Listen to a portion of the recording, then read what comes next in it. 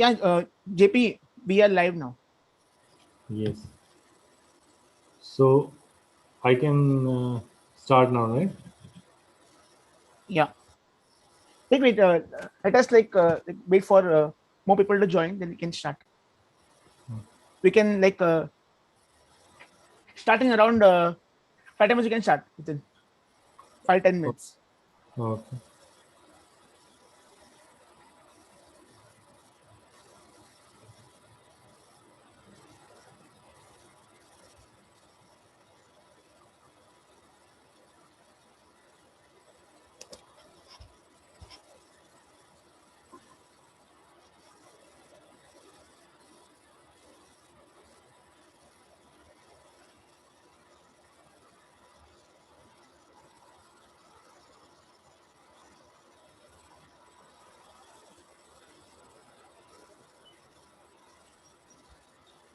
Hi, Harish. Yeah, Harish are joining. Dipin को भी add कर.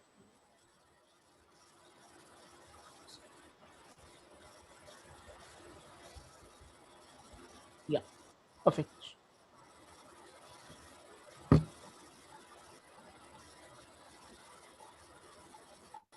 Hi everyone. Hi Banu, Harish. Dipin, Harish. Yeah, wait. Let me make him the co-host. एक minute हाँ. Yeah. Dipin को भी co-host कर देता हूँ.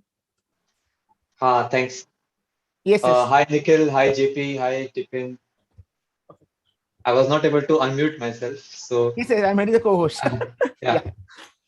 Hey JP, nice to see you. Good morning. Thank you, Harish sir. Good morning. Thank you, JP sir. Banu, Hi, Nikhil. Harish. Yeah, wait.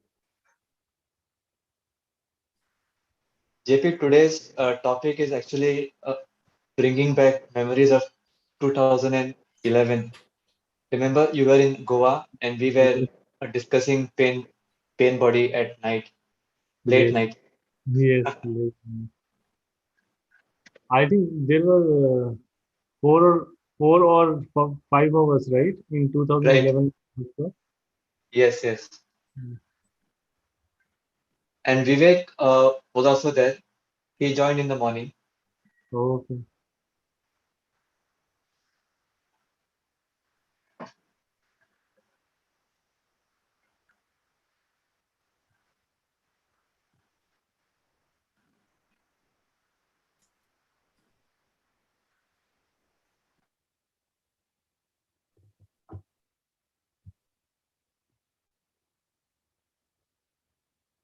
So at around 6:15 we can start. 6:15 we can start. 2 minutes we can start. Sure.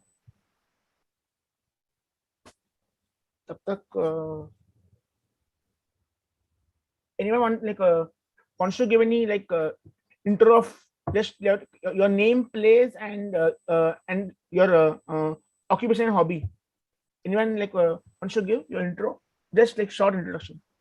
I think we have Banu. You want to give a short introduction? Yeah. Okay. Yes. My name is Bhanu Khandewal. I'm from Kota, Rajasthan. Right now, I'm living in Noida, and I'm currently working in BPCL, Bharat Petroleum Corporation Limited, as a trainee. I completed my BTech in 2020, and I have a problem of stammering from my birth. Okay. And that's it. Okay, Banu, thank you. So, please attend all the sessions of the national conference, and we'll learn a lot of things here in TISA. So just be there and enjoy your journey. Thank you. Yeah.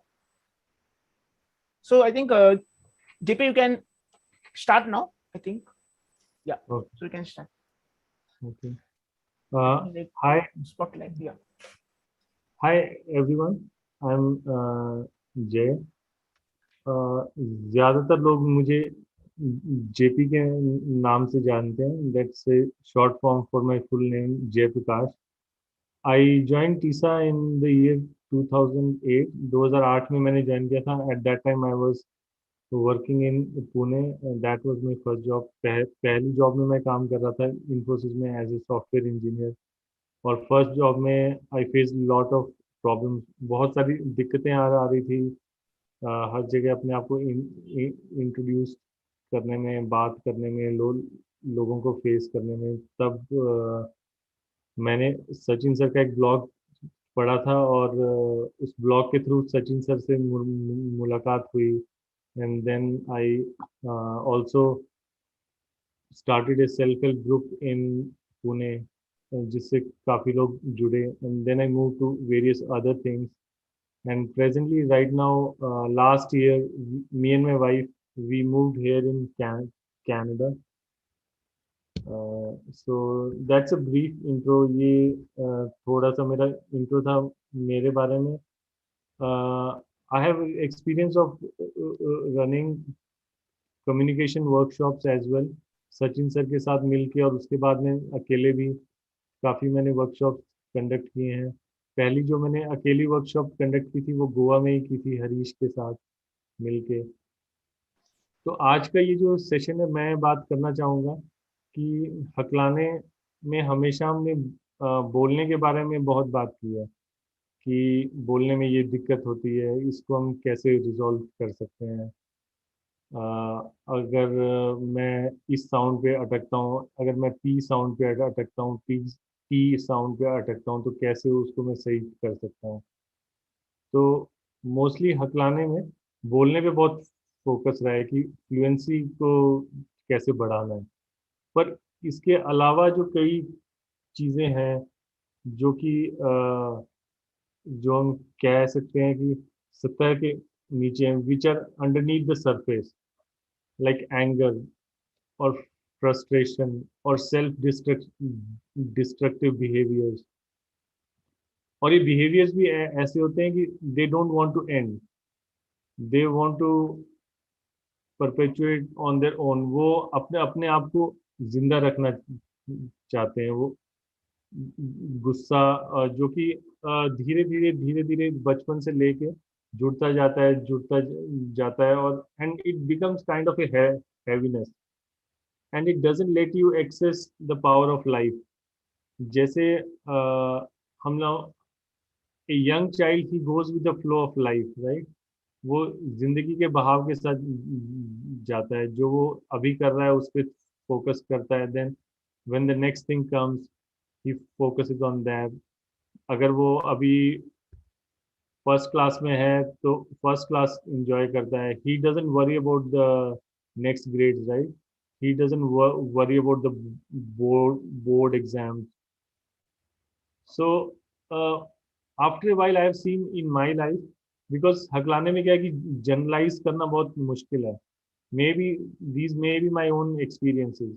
सो मैं इनको generalise नहीं करना चाहता कि शायद किसी और ने ऐसा एक्सपीरियंस ना किया हो या शायद किया हो. पर मेरे साथ ये हुआ कि कुछ टाइम के बाद आई आई वुड से कि I lost the power of going with the flow of life. जिंदगी के साथ बहाव के साथ बहना मेरा बिल्कुल रुक गया था. मतलब आई वाज लाइक कि बहुत साल से जिंदगी एक जगह पे ठहर गई है. और उसका मेन कारण जब मैं देखता हूँ इट वाज लाइक दैट, जो अंदर से गुस्सा, फ्रस्ट्रेशन. और ये इसमें एक इंटरेस्टिंग बात यह है कि ये सारा गुस्सा, फ्रस्ट्रेशन ये वहाँ पे ज़्यादा आता है जो लोग आपसे प्यार करते हैं. People who can tolerate your anger, who can tolerate all your stupidity. मतलब जो भी आप गलत सलत करते हो, जो लोग आपसे प्यार करते हैं वो उसको सहन कर सकते हैं. वहीं पे ये बढ़ के आता है. सो और इसको एक्चुअली जो वर्ड है pen body, this was given by Eckhart. So he says that our accumulated pain over a period of our life, not just our lives, but it uh, it actually moves from generation to generation, and it's there in our DNA as well. That's what he says, that it's continuously been going on for many years, many thousands of years now, और इसका एक अपना अस्तित्व बन गया है। और जब भी कोई हमसे प्यार करता है, कोई उसको टॉलरेट करता है, तब ये ज्यादा बढ़ के आ, आ, आ, आता है। And after a while it becomes self destructive, कि आप जानबूझ के अपनी लाइफ खराब करने पे आतुर हो जाते हो, because it wants to survive. And उसका जो मेन जो फ्रीक्वेंसी है, इट्स जनरली एंगर, frustration, इस टाइप की फ्रीक्वेंसी है। So it doesn't like love, और इट डजंट लाइक प्रोग्रेस, और it doesn't like you moving ahead in life. कि कई बार इस टाइप के दिमाग में शायद विचार आते हैं कि I don't deserve this, I don't deserve that. तो एक तरीके से इसको कई लोग बोलते हैं कि नेगेटिव सेल्फ इमेज। तो बहुत सारे वर्ड्स हैं जिससे, या बहुत सारे एंगल हैं जिससे हम इसको डिस्क्राइब कर सकते हैं, but basically I would say it's a kind of heaviness in our lives that we have been carrying on. और बहुत सारे लोग ऐसे हैं जिनकी फ्लुएंसी बहुत बढ़ गई है, like, and they are doing really good in life, but suddenly out of nowhere the old anger, frustration, it just takes you over. बहुत बार क्या होता है कि अचानक से आपके जो आसपास लोग होते हैं, and they don't even know कि क्या हुआ, एकदम से इतना frustration outburst, and and it affects our life in many ways. Like बहुत सारे लोग हैं जिन्होंने अच्छी जॉब होगी, बढ़िया सब कुछ चल रहा है, and then they just leave it everything because of that sudden outburst, कि सब कुछ सही चल रहा है बट किसी ने कुछ हल्का सा बोल दिया।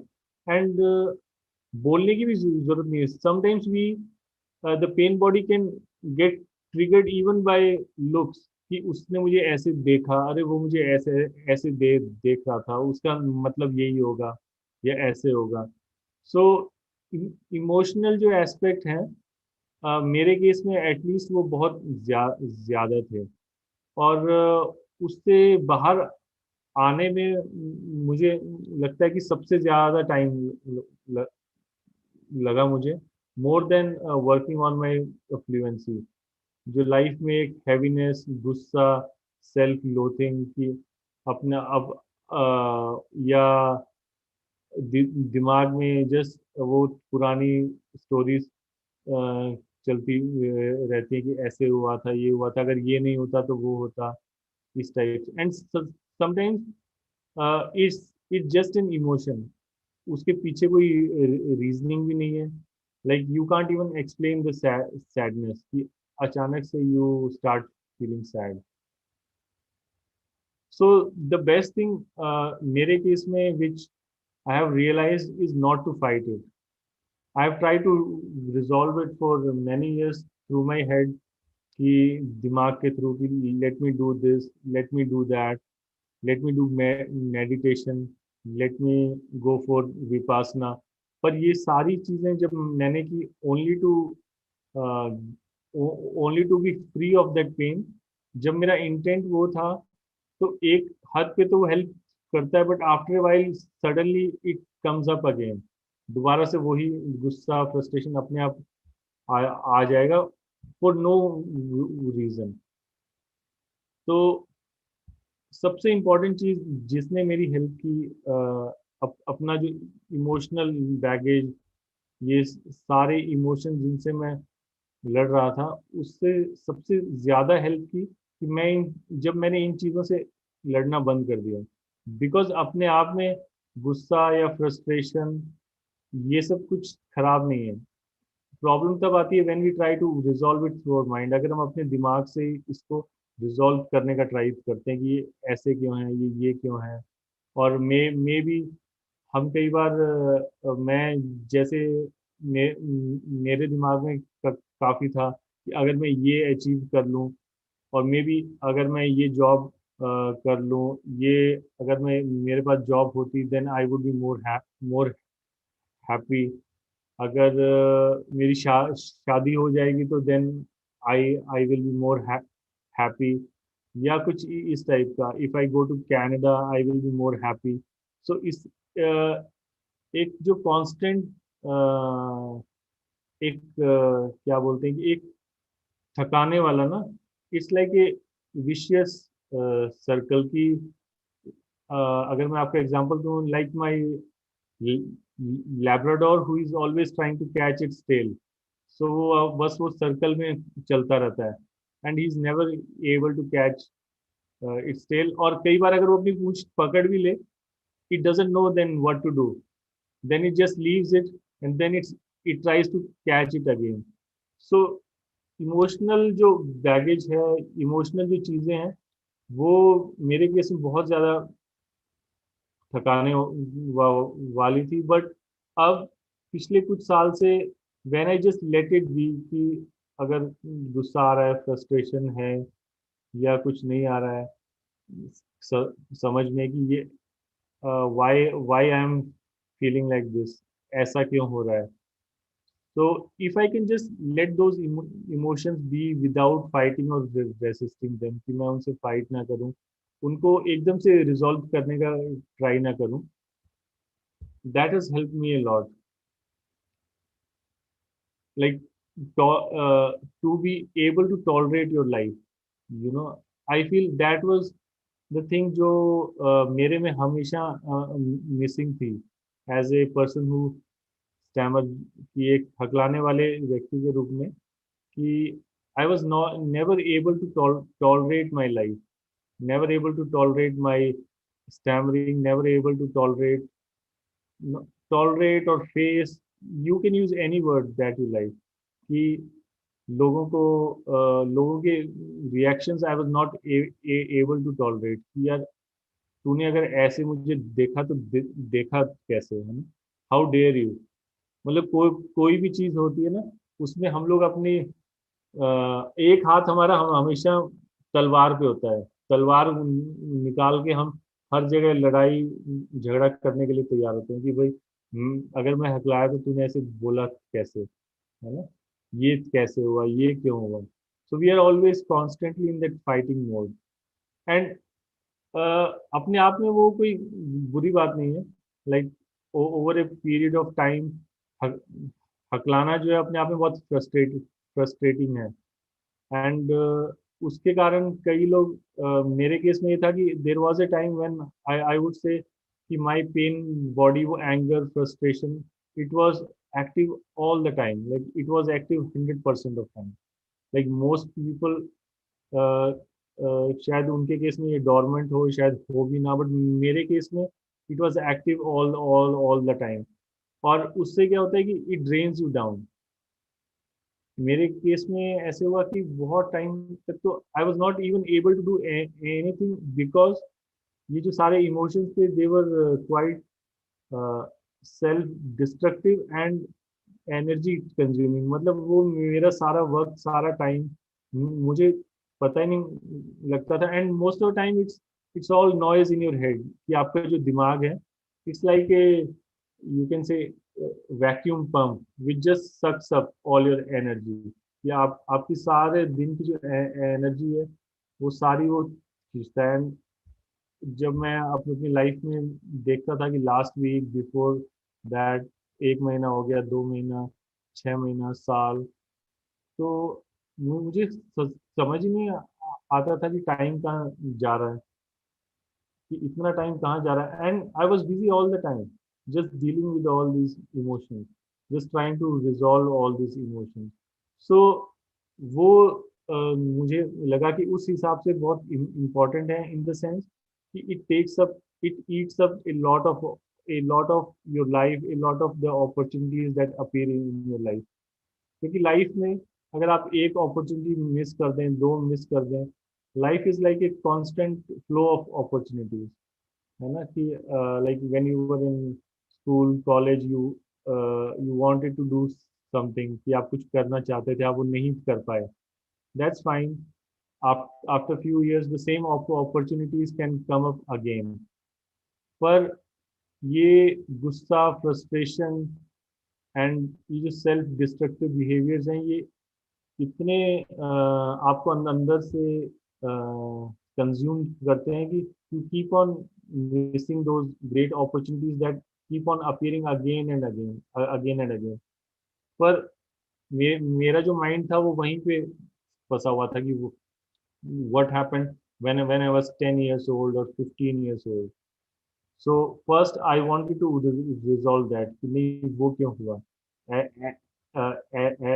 ऐसा नहीं होना चाहिए था। अगर मैं नहीं हकलाता तो maybe I would have been in that college, and if I would have been in that college I would have had that job.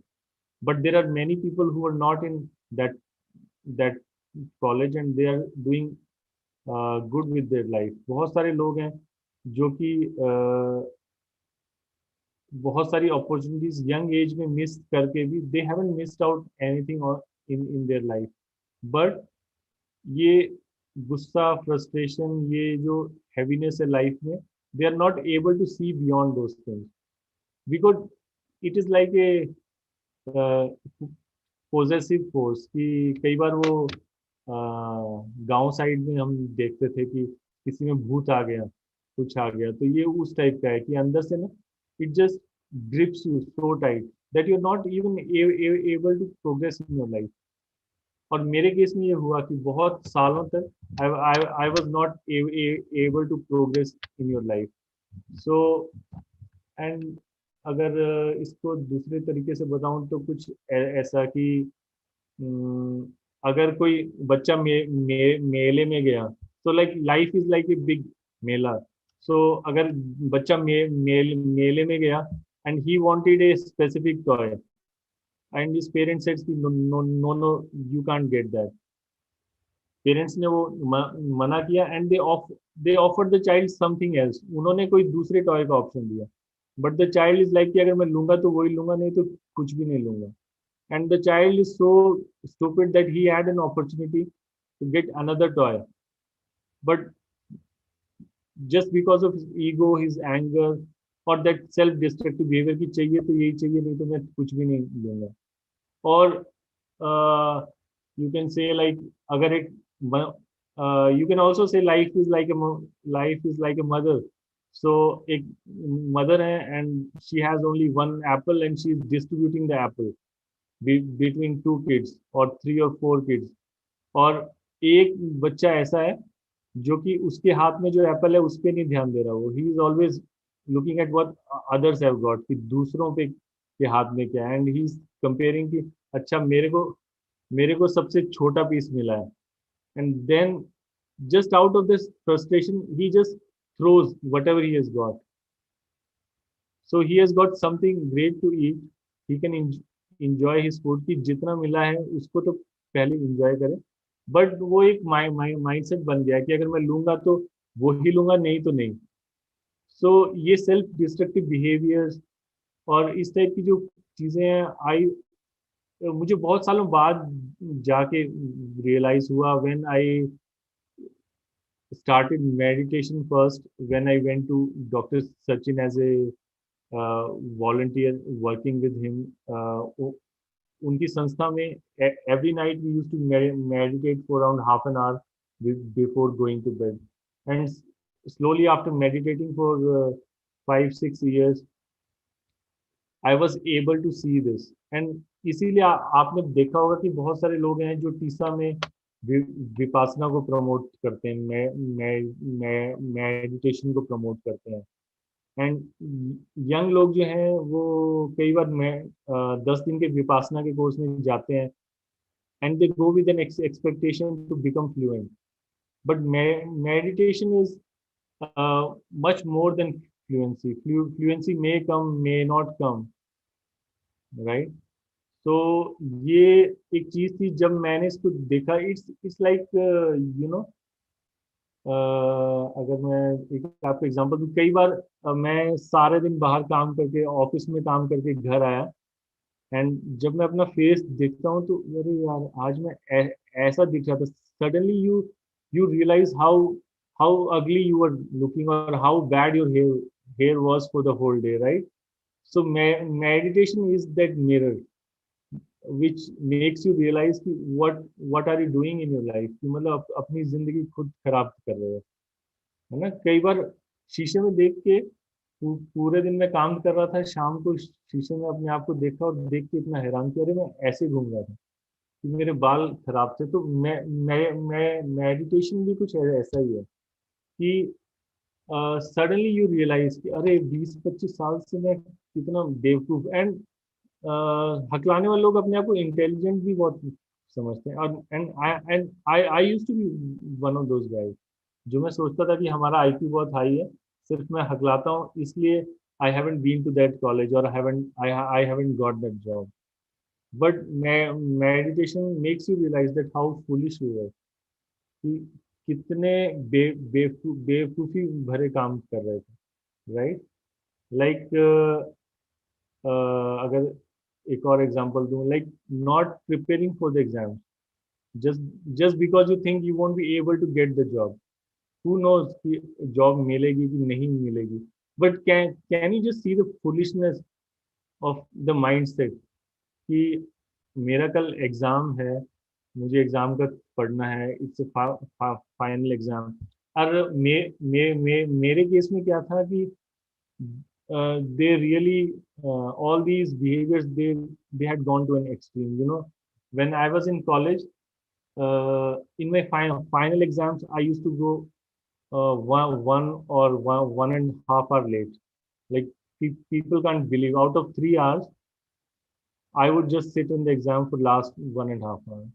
And my principal was so frustrated after first year with me that in second year he told me that if you come late after this, I won't allow you.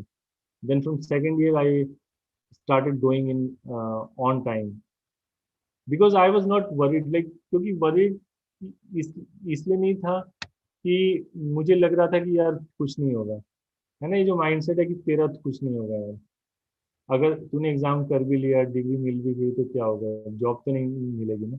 So all this foolishness I was able to see once I started meditating.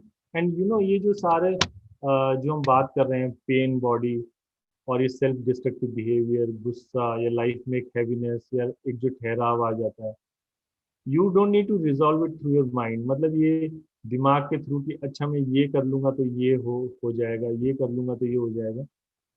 The best resolution for that is just seeing them. They are like as Eckhart says, it's like darkness. It can't survive the light. So जब आप उसको देखते हो ना, तो जब हम उसे when we realize what we are doing, so that itself is the solution. जब भी हम realize करते हैं कि what we are doing, अपने आप वो चीज सही हो जाती है। It's like it's I would say it makes your life then more effortless. Then you start going with the flow of life, या आप जिंदगी के बहाव के साथ जाते हो ना। Like when you are young, you don't worry about the next day or the day after that. You focus on that day, and slowly आप आज कुछ करते हो, कल कुछ करते हो, फिर अगले दिन लाइफ जो अपॉर्चुनिटी लेके आती है, you focus on that, and then you look back and you are surprise कि व्हाट हैव यू अचीव, क्योंकि वो छोटे छोटे बिट्स एंड पीसेस में वो सारे डॉट्स ज्वाइन होते जाते हैं। सो ये बहुत मेरे केस में बहुत बड़ा चैलेंज था कि जो ठहराव एक लाइफ में आ गया था, और most of it was self created, अपने आप क्रिएट किया हुआ था, बिकॉज ऑफ सेल्फ हेट्रेड, अपने आप से गुस्सा या hatred towards people around you, कि उन्होंने मुझे ये बोला, ऐसा हुआ, वो हुआ। तो इन सब चीज़ों को जब मैं देख पाया, इट वाज लाइक कि जब मैं आईने में देख पाया, तब मैं मान रहा हूँ कि तब से मेरी रियल जो प्रोग्रेस है तब से स्टार्ट हुई है। इसको मैं कह सकता हूँ कि मेरी मेरी मुक्ति तब से स्टार्ट हुई है उन चीज़ों से। धीरे धीरे आई एम फीलिंग लाइट, कि बहुत सालों से like we are I was carrying this sack, कि एक बड़ा सा थैले में इतना बोझ लेके मैं घूम रहा था, like all the bad memories. And now after meditating, I even doubt कि उसमें से कितनी चीजें हुई होंगी, कितनी चीजें नहीं हुई होंगी। पर मैंने उन चीजों को इतनी बार रिपीट किया था, इतनी बार दिमाग में रिपीट किया हुआ था कि बस वही, like I was just constantly living those old memories again and again. And once you live those old memories constantly again and again, there is no chance, कोई chance ही नहीं है आपके पास कि आप progress करोगे, है ना? If every day, if at the age of 30, 35, if you're constantly dreaming and living what happened when you were 6 years old, 7 years old, you have no chance at life. कि आपके पास कोई चांस ही नहीं है ना कि you will progress in life. So इन चीज़ों से जो मुक्ति थी वो मेरे लिए बहुत इंपॉर्टेंट थी। And the surprising thing was that I didn't have to do anything, कि इनसे बाहर आने के लिए कोई कुछ ऐसे मुझे एक्स्ट्रा काम करने की जरूरत नहीं थी। The only thing which I had to do was कि मुझे इस चीज़ को रियलाइज करना था कि मैं क्या कर रहा हूँ। वो आईना देखने की जरूरत थी, और वो आईना देखने में मेडिटेशन ने मुझे बहुत हेल्प किया। नाउ मेडिटेशन ऑल्सो, कई लोग पूछते हैं कि कौन सा करें, विपासना में जाएं या कुछ और करें। कई हमारे टीसा के मेंबर्स हैं जो ब्रह्म कुमारी ज्वाइन करते हैं, कई कुछ और ज्वाइन करते हैं। तो कोई भी meditation, there are many people who just use apps on their phone. आजकल तो बहुत सारी apps हैं which are free. Like one app which I can recommend is Headspace. So Headspace is really good. उनकी शुरुआत के कुछ courses free भी हैं, and they also have I think a documentary on Netflix as well. अगर आप लोगों के पास Netflix अकाउंट है तो उस पर भी आप सर्च कर सकते हैं। तो कोई भी मेडिटेशन कर सकते हैं आप, विपासना भी कर सकते हैं, कुछ भी कर सकते हैं। और जब आप वो पहली बार देखते हैं अपने बिहेवियर्स, तो वो देखना ही इन इन चीज़ों से मुक्ति है। So now, I would just stop and just open up for questions. Yeah, so those who want to ask questions can raise their hand and we'll unmute you. Thank you, JP, for such a insightful session about pain body and stammering. So came to know many aspects of it. Anyone has any question, you can just raise your hand in the and even if there is no question, I would also like to hear about others experience. जिस topic पे हम बात कर रहे हैं, किसी ने कुछ ऑब्जर्व किया हो, something which may have helped them, and maybe how they came about this realization, कि उन्होंने कैसे realize किया कि what they are doing. Because अपनी बेवकूफियों को देखना बहुत मुश्किल है when you have this ego that you are very intelligent. Like मेरे केस में ये giants in chain syndrome जो था, ये बहुत साल तक रहा कि I am really an intelligent person, but my chains are my stammering, कि मेरे हकलाने ने मुझे बांध रखा है। अगर मैं हकलाता नहीं तो मैं बहुत कुछ करता।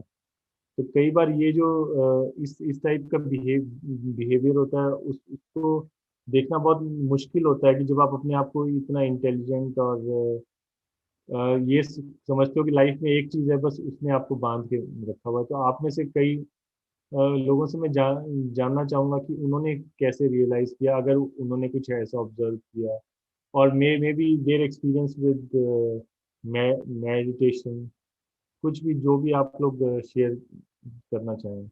Yeah, so we have Suraj who has raised his hand. Yes, Suraj, you can talk.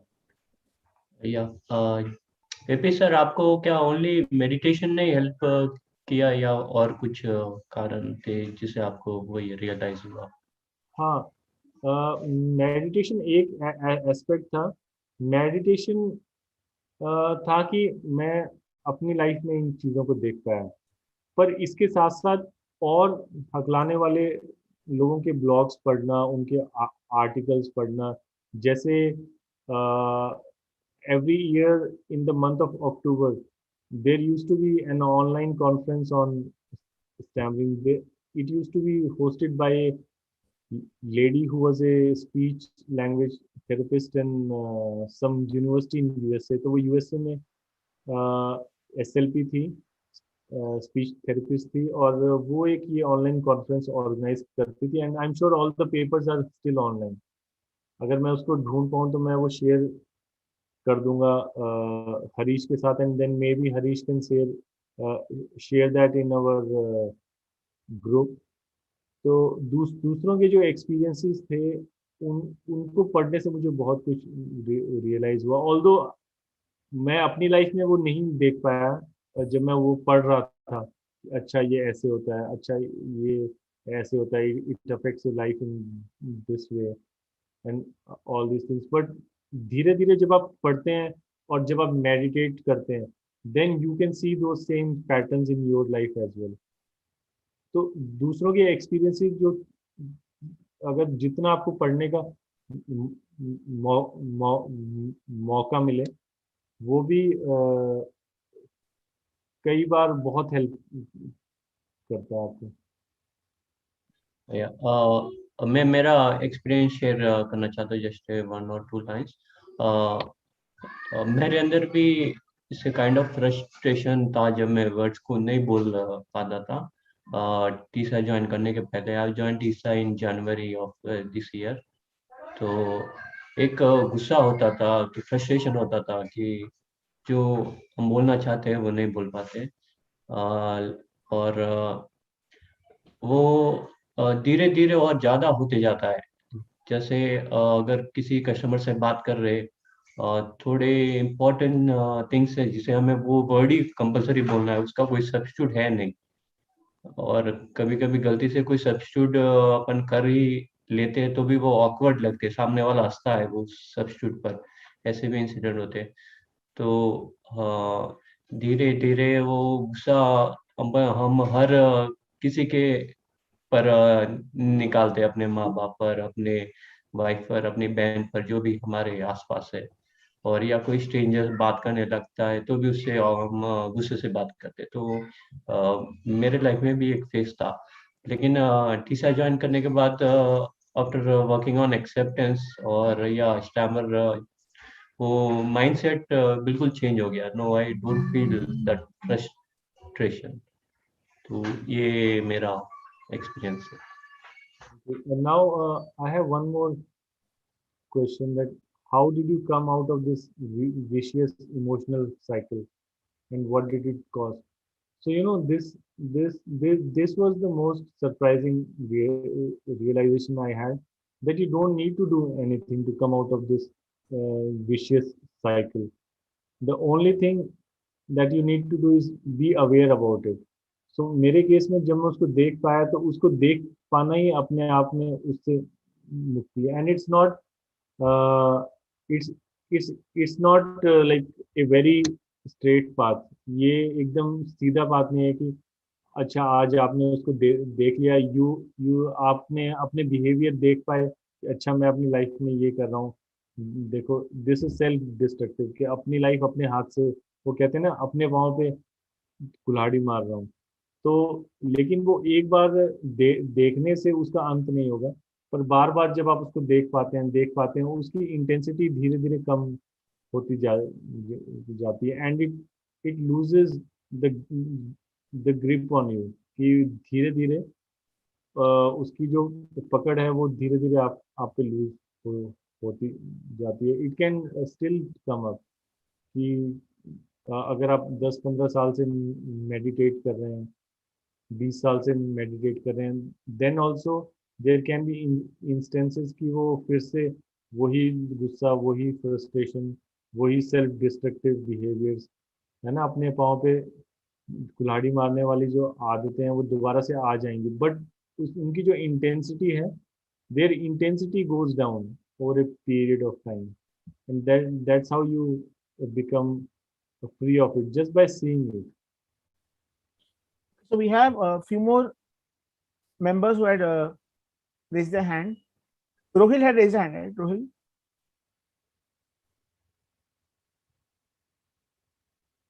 No, actually that was just by Okay. mistake. Sorry Okay. for that. Yeah, so I'll go to Sandeep Patil. Sandeep, yeah, you can unmute. Yes, so actually, miss मेरे miss मेरे पास miss दो question है sir. मतलब आपने वो कौन सा app का नाम बोला कि it will be help us for that meditation sir. और मेरी सेकंड क्वेश्चन है सर, मतलब हम लोग जब अकेले में बात करते हैं ना, मतलब खुद से बात करते हैं ना अकेले में सर, मतलब तभी मतलब मिस मिस स्टैमरिंग का प्रॉब्लम मिस 0% मिस रहता है। अगर मतलब कहाँ पे भी जाओ, मतलब बाहर मतलब हमारे से मिस बड़े व्यक्ति रहते हैं ना सर, मतलब और मिस इन दी इंटरव्यू, तो मतलब कभी मतलब बोलने का तो मतलब खुद का नाम भी मतलब बोलने की मतलब बहुत डिफिकल्ट आता है सर। और मतलब ना, और एक थर्ड क्वेश्चन सर, मतलब हम लोग जब प्रैक्टिस करते हैं और कुछ मतलब हम लोग मतलब टेक्निक मिस यूज करते हैं, तो सर मतलब 5-6 दिन और 10 दिन के लिए मतलब अच्छा लगता है सर मतलब उसके बाद में मतलब थोड़ा सा मिस बोरिंग और मिस नर्वसनेस आने लगता है। तो मतलब वो सिचुएशन में मतलब हम लोग कैसे उसको मिस एक्सेप्ट करें और और मिस डील करें सर। सो आपका जो पहला सवाल था ऐप का नाम, so the app is headspace, and you no it's not just one app, बहुत बहुत सारी ऐप्स हैं। अगर आप गूगल पे सर्च करेंगे, you can even search on YouTube, तो बहुत कुछ मिल जाएगा आपको। सो इट्स सिर्फ एक ऐप से लिमिटेड नहीं है, एंड इवन इन इंडिया में तो we have such a great place to go and meditate, vipassana, where you don't even have to pay anything. आप 10 दिन के लिए जाओ, वो आपका रहने खाना पीना, they they pay for everything. You don't have to give them any money. तो आपको तो कोई ऐप की भी जरूरत नहीं है. You can just go to vipassana meditation and start your journey there. दूसरी चीज जो आपने वो बोला कि हमें जो खराब लगता है जब हम बोलते हैं, या कई बार हम नहीं बोल पाते, तो the whole point behind my talk was not negating our emotion. मतलब मेरा इंटेंट ये नहीं है आपको बताना कि आप अपने इमोशन को निगेट करें, कि आपको बुरा फील हो रहा है तो आप बोलें कि नहीं मुझे बुरा नहीं फील हो रहा है ना, और you go and search for some positive quotes. तो वो मेरा इंटेंट नहीं है. I am not trying to ask you to suppress your emotion, कि आपके इमोशन को दबाना या उनको झुटलाना कि नहीं मुझे ऐसा नहीं फील हो रहा है, या मैं 5 साल से मेडिटेशन कर रहा हूँ मुझे ऐसा फील हो ही नहीं सकता. So it's not about denying your experiences, but मेरी टॉक के पीछे फोकस ये था कि बीइंग रूटेड इन समथिंग. जैसे अगर आपको एक एग्जांपल दूं कि अगर एक पत्ता है, तो हवा जब आती है तो हवा उस पत्ते को एक जगह से दूसरी जगह उड़ा देगी, दूसरी जगह से तीसरी जगह, चौथी जगह. तो हमारा जो हमारे हकलाने के कारण जो हमारे अंदर इमोशंस आते हैं, they are like that wind, and it just takes us from one point to another point to another point to another point with no control over our life. कि हमारा बिल्कुल ही कंट्रोल नहीं है कि हल्की सी हवाई वो एक जगह से उड़ा के दूसरी जगह. अब उसी पत्ते को अगर मैं एक डोर से बांध दूं, तो meditation is like that door, कि वो उस सूतली उस धागे के जैसा है. You become rooted in life. कि अगर एक नाव है जो समुद्र में है, अगर उसका एंकर उन्होंने नहीं डाला है तो वो नाव पता नहीं कहाँ से कहाँ चली जाएगी. बट अगर आप उसका एंकर एक बार डाल दें, तो जब भी वेव्स आएंगे, it may move the boat little bit here and there, but it won't go far off. तो मेडिटेशन भी कुछ इस तरीके का ही है कि हम लोग जब हकलाएंगे, कई बार इंटरव्यू में अपने हकलाने के कारण शायद हमारा इंटरव्यू ना हो, and all of these things are pretty real. Like stammering does affect your life in in a very real way. I'm not denying any experiences that stammering had on my life or stammering had on your life. हकलाने के कारण हमारी life जो है वास्तव में impact होती है, and it takes a completely different journey. कि हमें से बहुत सारे लोग जो नहीं हकलाते वो शायद शाम को इस टाइम बैठ के टीसा की कॉन्फ्रेंस नहीं अटेंड कर रहे होते, कहीं और होते, राइट. तो हकलाने ने वाकई में हमारी लाइफ इम्पैक्ट की है. There are many opportunities that we have missed. बहुत सारी अपॉर्चुनिटीज हैं जो हम लोगों ने मिस की हैं. But my only I am just trying two point कि हकलाना जो कर रहा है वो तो कर ही रहा है, पर हम क्या कर रहे हैं, how are we dealing with it. कि अगर मुझे एक चीज नहीं मिली है तो उस गुस्से में मैं कुछ भी नहीं ले रहा हूँ. कि मैं मेले में हूँ, मुझे एक एक खिलौना नहीं मिला है बोलने वाला, बट क्योंकि वो नहीं मिला है तो गुस्से में आई एम सो एंग्री कि मैं कुछ भी नहीं लूंगा. and your parents are constantly trying to give you one toy after another. They are giving you options.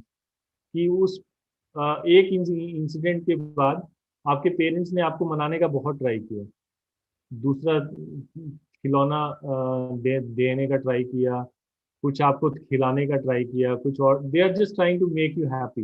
And same is life is giving you opportunity one after another. Life is trying to make you happy. कि life जो है it is trying to support you, but क्योंकि मेरे अंदर इतना गुस्सा है, I am not willing to take that support. I am still angry with what happened when I was 5 years old, और व्हाट हैपेंड लास्ट ईयर, और what happened in my last interview. कि पिछले इंटरव्यू में क्या हुआ था. सिर्फ वो जो गुस्सा है वो मुझे अंदर से खा रहा है. ये कुछ ना दीमक के जैसा है कि हम लोग ऊपर से एकदम खुश दिख रहे हैं, बट वो गुस्सा, फ्रस्ट्रेशन जो है वो अंदर से हमको खा रहा है. और खा कैसे रहा है कि it's eating up our time. कि वो जो गुस्सा है, फ्रस्ट्रेशन है, because in our life we have limited time, right. कि दिन में सिर्फ 24 घंटे. अब 24 घंटे में से 8-10 घंटे में सो रहा हूँ, बाकी का जो समय है अगर वो मैं इस गुस्से, फ्रस्ट्रेशन में ही निकाल रहा हूँ. बिकॉज कई चीजें हैं जिनके आपको जवाब नहीं मिलेंगे. कि अगर मैं नहीं हकलाता तो क्या होता है, no one would know. You can just imagine. कि आप दिमाग में कोई भी कहानी बना सकते हैं. कुछ लोग ये कहानी बनाते हैं कि अगर मैं हकला रहा हूँ तो मेरी लाइफ बहुत अच्छी है, अगर मैं नहीं हकलाता तो मेरी लाइफ इतनी अच्छी नहीं होती. कुछ लोगों के दिमाग में ये कहानी है कि मैं अगर नहीं हकला रहा होता तो मेरी लाइफ बहुत अच्छी होती. बट ये सब हमारी दिमाग की कहानी है, ये कभी भी नहीं जान पाएंगे. तो हकलाने ने वास्तव में हमारी लाइफ को अफेक्ट किया है. और स्टैमरिंग से आप उन चीज़ों को टॉलरेट करने की क्षमता बनाते हैं. यही मैं ना हर हकलाने वाले के लिए यही विश करता हूँ कि if he can just develop the ability to tolerate his stammering. कि अगर आप अपने हकलाने को झेलने की क्षमता डेवलप कर लें, you will do really good in life. कि जो भी वो ला रहा है, कि सामने वाला हंस रहा है, शायद उसने मुझे इंटरव्यू में रिजेक्ट कर दिया, घर पे मेहमान आए थे मैं नहीं बोल पाया, अपना नाम नहीं बोल पाया, है ना. पर उन चीज़ों को टॉलरेट करने की जो क्षमता है, उन चीज़ों को फेस करने की जो क्षमता है, वो मेडिटेशन से आती है. मेडिटेशन के पास इन चीज़ों का कोई हल नहीं है. Like meditation can't help you to escape all this situation. कि आप उन चीज़ों को escape नहीं कर सकते. You can't escape that interview. With meditation you can't escape those bad experiences. But it develops a sense of rootedness कि आप अपने जीवन में एक एंकर लेके आते हैं, और वो जो इमोशंस हैं वो आपको कहीं बहा के नहीं ले जाएंगे। तो जब आप हकलाएंगे आपको बुरा लगेगा, and it's pretty natural, right, कि अगर मेरा हकलाने के कारण एक इंटरव्यू में नहीं हुआ तो मुझे बुरा लगेगा।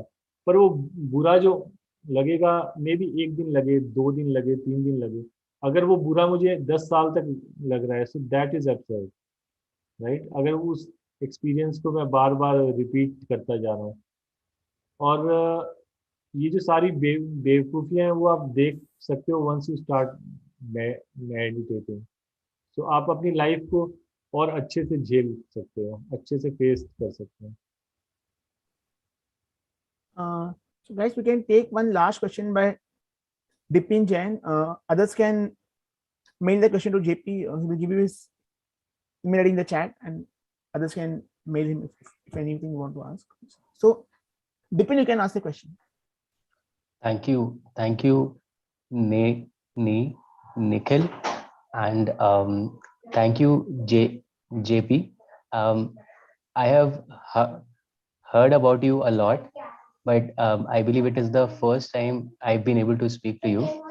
Okay, so straight, I will come to my question, or I would say it's an experience. So it's like, at times I feel I'm too good. I have everything I need in my life, but at times I feel just worthless. And all the negative chatter inside my head, it just keeps eating my, or draining my energy. So I know that it could be off topic, but is there anything you want to advise to me? The best advice I can give you is let it be. Like when that sad emotions or that negative self-talk is there, let it be. How long can it survive, right? How long can a thought survive unless you hold on to that thought? That is the main,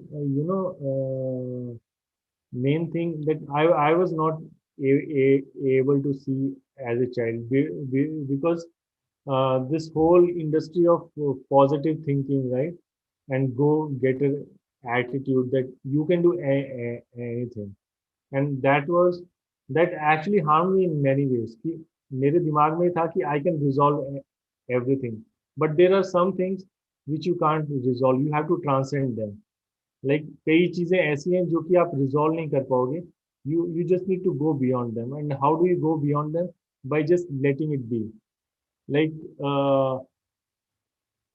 like if you were a parent and you have an angry child who is frustrated with something, the more you try to like persuade the child, the more angry it will get. But if you let the child be just for 5-10 minutes, let it be, right? Let the child be angry, frustrated, whatever you want to do, he or she want to do, let it be. So the same thing is with our emotions. कि अगर मुझे गुस्सा आ रहा है, I am feeling worthless, let that emotion be, right? Let that emotion be, it will just pass. Don't hold on to that. Don't एक emotions के साथ एक ये है कि we have labeled emotions as good and bad. That is another thing which like makes us go deep into this hole. कि ये अच्छा है, ये बुरा है. Who has told you that feeling worthless is bad, right? Maybe it's a good thing, because once you realize you are worthless, maybe you can do something about it, right? Because in my life, actually feeling intelligent, feeling good was something which stopped me from making intelligent decisions. Because I was like, यार मैं तो सब जानता ही हूँ, है ना, मैं तो सिर्फ हकला रहा हूँ, इसलिए मेरी लाइफ में मैं पीछे हूँ. Do you think like that kind of positive belief was good? Or if I had this thought कि नहीं यार, I'm not intelligent enough, maybe I need to work more hard. Like which of those two approaches do you think would have helped me? So life में sometimes उस क्षण में हम देख के बोल देते हैं कि this is good, this is bad, but there are many bad things which turn out good in the end, and there are many good things which turn out bad in the end. Like drugs, like people who do drugs, they feel it's really a good thing initially. That's why they do it, right? People who start smoking, they feel it's really a good thing. It's a cool thing to smoke, and then that good thing turns into bad. And when they try to quit their smoking, first it feels bad. But just because it feels bad, should I start smoking again? Right? So after a while, I have realized that the more you try to understand your emotions, your thought pattern and everything, you will go crazy. कि जितना आप इसको समझने का कोशिश करोगे ना, ये एक कुआं है, मतलब you will become mad. So the only thing मेरी लाइफ में जिसने मुझे हेल्प किया is transcending all this things, है ना. आप इन चीजों से परे जाओ, let them be, let let that negative thinking, negative thought, let let it just be there. कि कितने टाइम तक रहेगा, may be for 1 day 2 day, once you go to bed, have a nice sleep, it will go away. और जो negative thought है, it can even force you to do something good, something productive in your life, right? Who knows? And that positive thing, and that positive thinking which you are talking about, that you feel really good, who knows, that may stop you from doing something good in your life, because you already feel that I'm really good, right? Like there are many people who think they are better actors than Amitabh Bachchan, and that's why they could never become actors, because there is nothing to learn for them, right? Like is that a good thought कि अरे यार मैं तो बहुत अच्छा actor हूँ. Like there are some people, when you go to their house, they just start singing, they just start saying कि अरे यार देखो मैं बहुत अच्छा गाता हूँ. वो तो when I was young, I had to take up this job, so I could not go to Bombay, I could not become a great singer, right? But they're not able to see the madness in that. Like just that positive, the thing which seems positive is actually negative when you see it from another angle, right? So life is actually very interesting. Some things we think, oh, I'm feeling really positive, this is so good, and then you go and smoke, or maybe then you go for a movie before your exam, that you feel so confident that आज पढ़ने की क्या जरूरत है. In my exam, this is in my first year in college, I failed in the exam in which I was most confident in it. That was the only exam I failed in my life. I was really confident because throughout the whole year I had scored really well in that exam. और मुझे था कि यार इसका क्या पढ़ने की जरूरत है, ये तो मुझे सब आता है ना. So it was a really positive thing, and I felt really good about that. But ultimately, it led to bad outcomes. Right? तो बहुत ही Understood, sir. पर बहुत ही इंटरेस्टिंग है लाइफ. पर इतना ज्यादा आप सोचोगे ना तो फिर पागल हो जाओगे. तो the best thing is just to meditate and see all these things. हम लोग कुछ ऐसे हैं, जैसे I am from a village in India. So when I was young, I had this habit of feeding grass to buffaloes and cows. So गाय और भैंस के सामने जब आप वो चारा रखते हैं ना, जब घास रखते हैं, तो अपने आप उनका मुंह खुल जाएगा. So they have this natural tendency कि गाय को आप हरी घास दिखाएंगे, अपने आप उसका मुंह खुल जाएगा. Like she doesn't have to do anything. तो हम लोग भी कुछ ऐसे ही हो गए हैं कि नेगेटिव इमोशंस के प्रति हमारा ना एक रिएक्शन हो गया है. जब भी आएगा अरे ये कैसे हुआ, I should not feel like this. और ये बहुत कुछ हुआ है because of this all this positive thinking की जो एक बड़ी इंडस्ट्री बन गई है ना, and it's bread and butter for those guys. उनके लिए तो वो उनकी जीविका है ना। Like unless they can make you feel bad about something, they don't have anything to do. Understood sir, thank you, thanks a lot. आपकी analogies बहुत अच्छी हैं। They are too good. Thanks a Okay, lot. yeah. Over to Nikhil. Yeah, okay. JP, thank you so much, JP, for your like a wonderful, insightful session on on pain body. We all learned so many good things on this.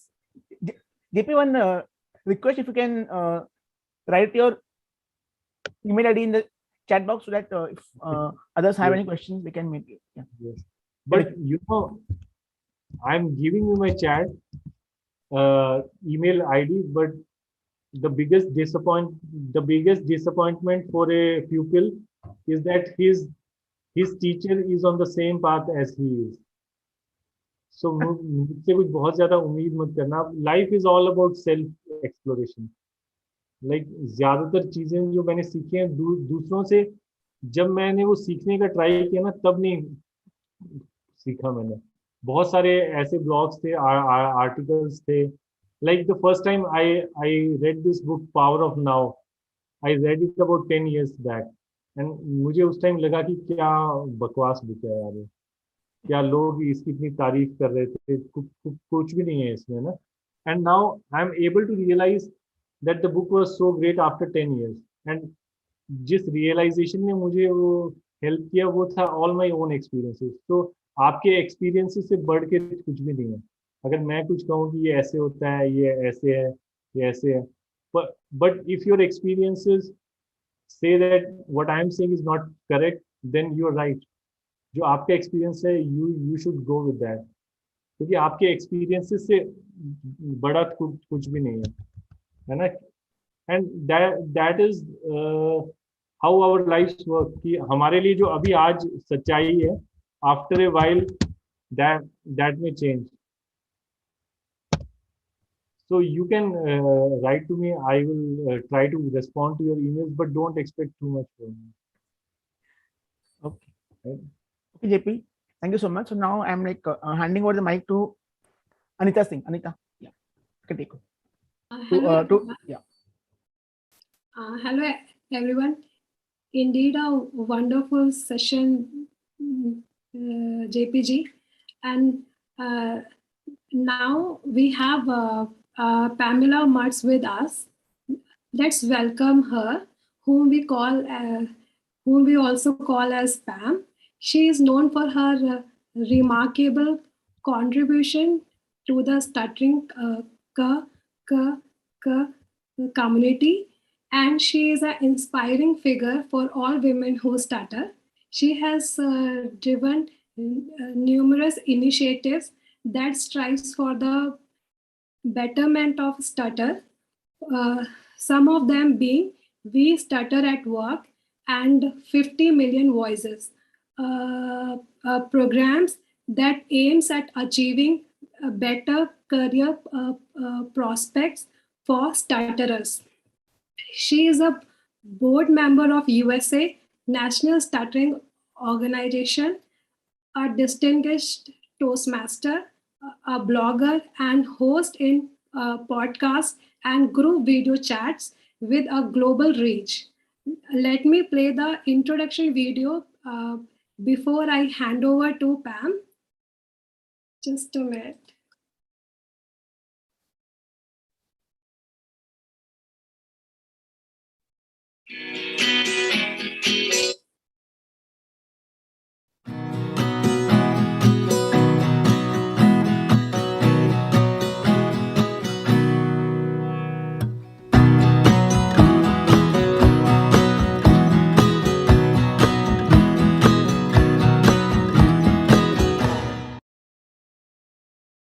But you're an adult. I'm an adult. Oh God, here comes my self-talk. What do? What do I say? Please, Pam, don't walk away.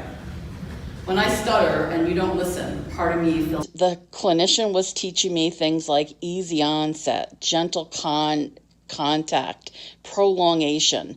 And she wanted me to use tools and techniques where I would shape out my stuttering and smooth it out so that it wouldn't sound like I was stuttering. And I hated it.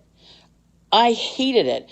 I resisted it. I could not figure out why I was so resistant to it until I had an aha moment where I realized this type of therapy was simply asking me to hide my stuttering again. It felt like covert stuttering again, learning tips and tools to not stutter. And that's not what I wanted. I wasn't broken. I'm not broken. I didn't need to be fixed. I don't want to be fixed. What I wanted to do was just stutter. You're lucky that you stutter. I was floored. I had spent years hating my stuttering, hiding it, wishing it would go away. And she tells me I'm lucky? Kim told me something I will never forget that day. She said, Pam, I'm a little jealous. I really wish I stuttered too. After years of fighting it, I was finally learning to embrace my stuttering and was no longer hiding it. Cool things were happening, and Kim was seeing that. My story was featured in the newspaper. I was a guest on radio and TV talking about stuttering. I was traveling and seeing new places and meeting lots of new people that stutter. Kim told me she'd never seen me happier and that it must be exciting. Such as TISA, which does so much to help people who stammer make it okay that you all invited me to be part of your conference.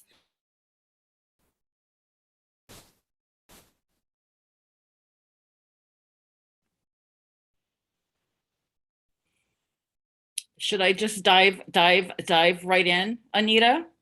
Yes, Pam. Now it is all yours. Okay.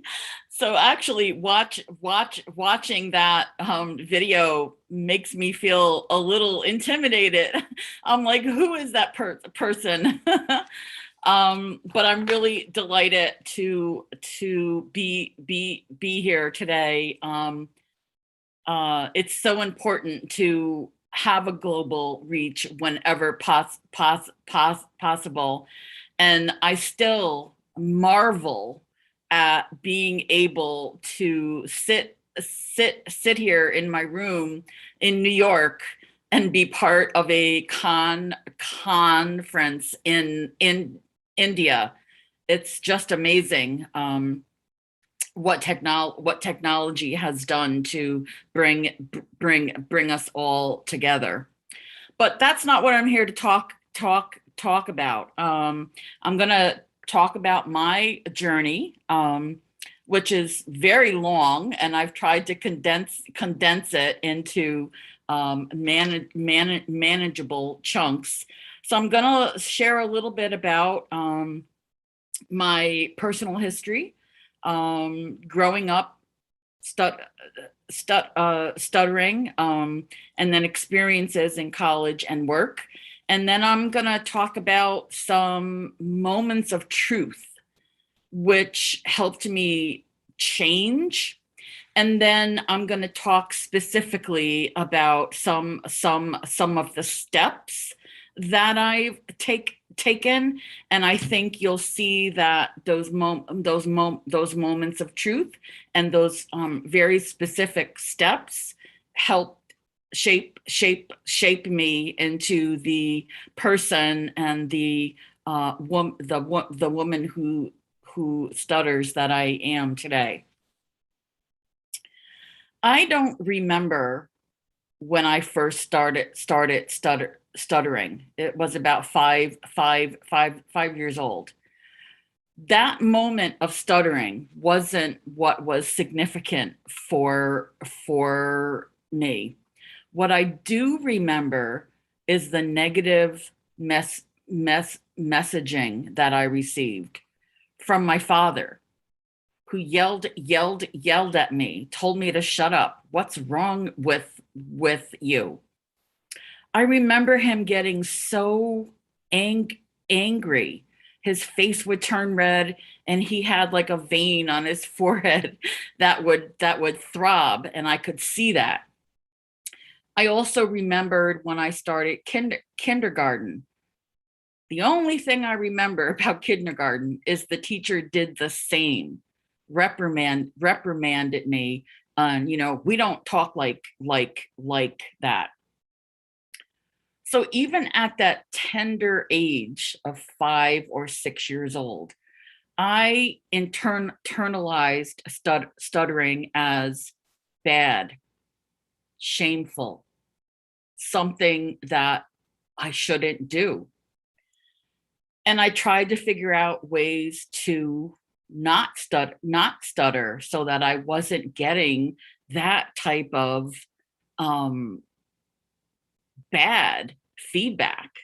The only way that I could figure not to stutter was to not talk. And I think it was there that I began my life of avoidance, of pretending I was nervous and shy, letting people believe that, letting people think I was okay being the quiet one who never spoke up. I did that all through high school, tried to do it in college and work, but as I grew older, I wasn't able to employ tricks and avoidance the same way as I had done when I was younger. I want to share an experience that has stayed with me for years. I was in college. I majored in social work and counseling. And in college, we had to do this major presentation. And I'd never done something like that before. And I was just scared that I was gonna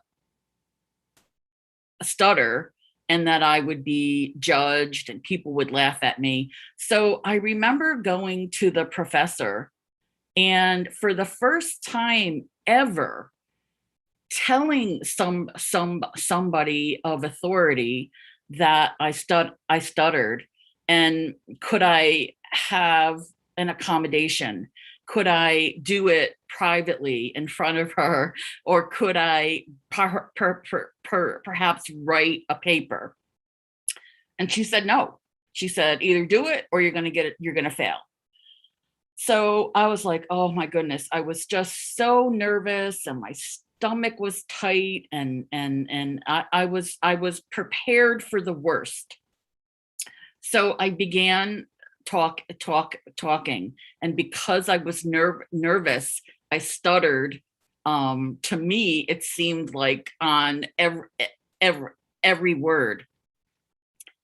And what I can remember is the pained look on my classmates' faces and my professors.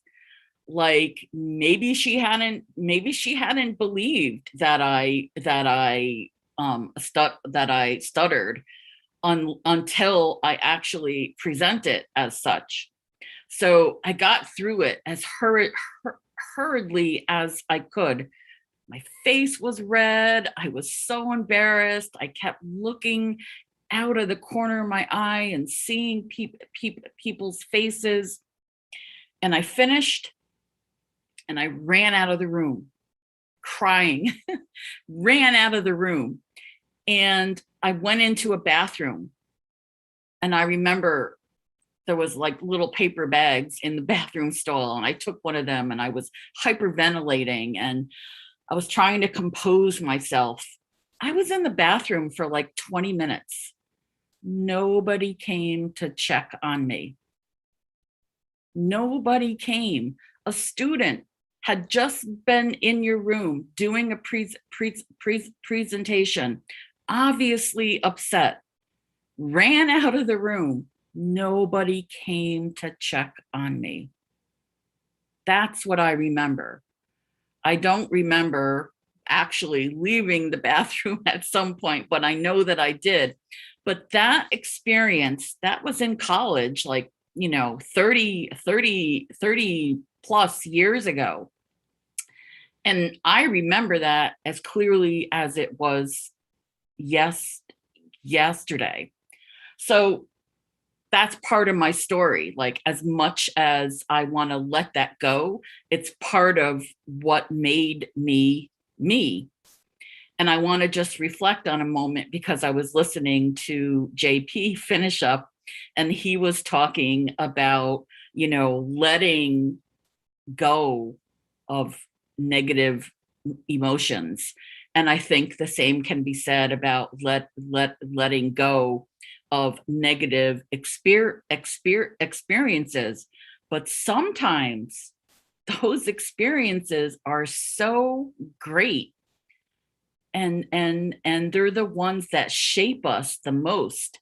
I think that experience of utter fear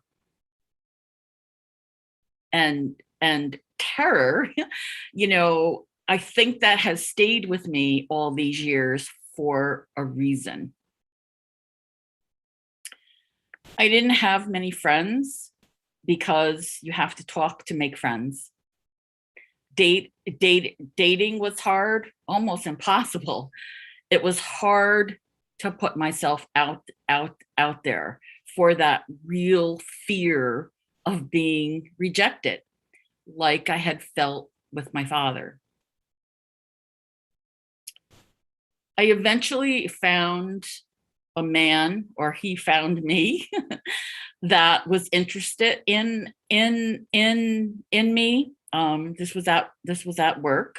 They say you should never have a romantic relationship at work, but we did, and that's where it began. But I didn't love him. I thought, okay, he'd grow on me, eventually I would fall in love with him, but I never did. He didn't know I stuttered. I kept it so well hidden. He just thought it was how I talked. I settled for him because I didn't think I was going to find anybody else that would want to be with me. But more importantly, I didn't think I deserved it. So with him, he was domineering, controlling. He did everything for me, made phone calls, ordered for me at restaurants, took control of situations. And I let him, because it got me off the hook. It gave me an out. It allowed me to continue hiding.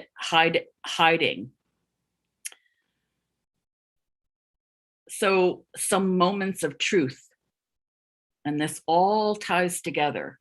Some moments of truth. I'd been at a job for 20 years, and I had really perfected switching words, sometimes saying things that made absolutely no sense, because I was trying really hard to not stutter. And what happens when you try really hard to not stutter, right? You stutter more. And at the job, I had also done all kinds of avoidance. techniques.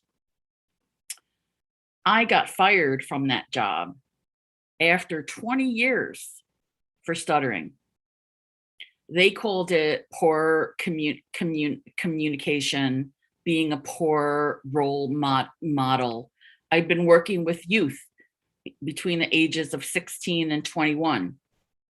The kids never said they had a problem with me. It was one particular manager who began to hear me stutter because I was not being able to control it anymore. I was trying so hard to not stutter at work that I stuttered more. But getting fired, that was a moment of truth. That opened the door for me. For the first time ever, I typed the word stuttering into the internet, and I began learning about stuttering. And I wouldn't have done that if I had not been fired from a job. Now, absolutely, I was devastated. My world was rocked. I couldn't believe that they were allowed to terminate somebody because of how they talked. But for me, like I said, I began looking up stuttering. That became the moment where I realized I wanted to do something about this. So when I looked on the internet and looked up stuttering for the first time, I found a local support group that was near me, like about 15 minutes away. And I'm like, oh my goodness, has that been there all this time? And I didn't even know that.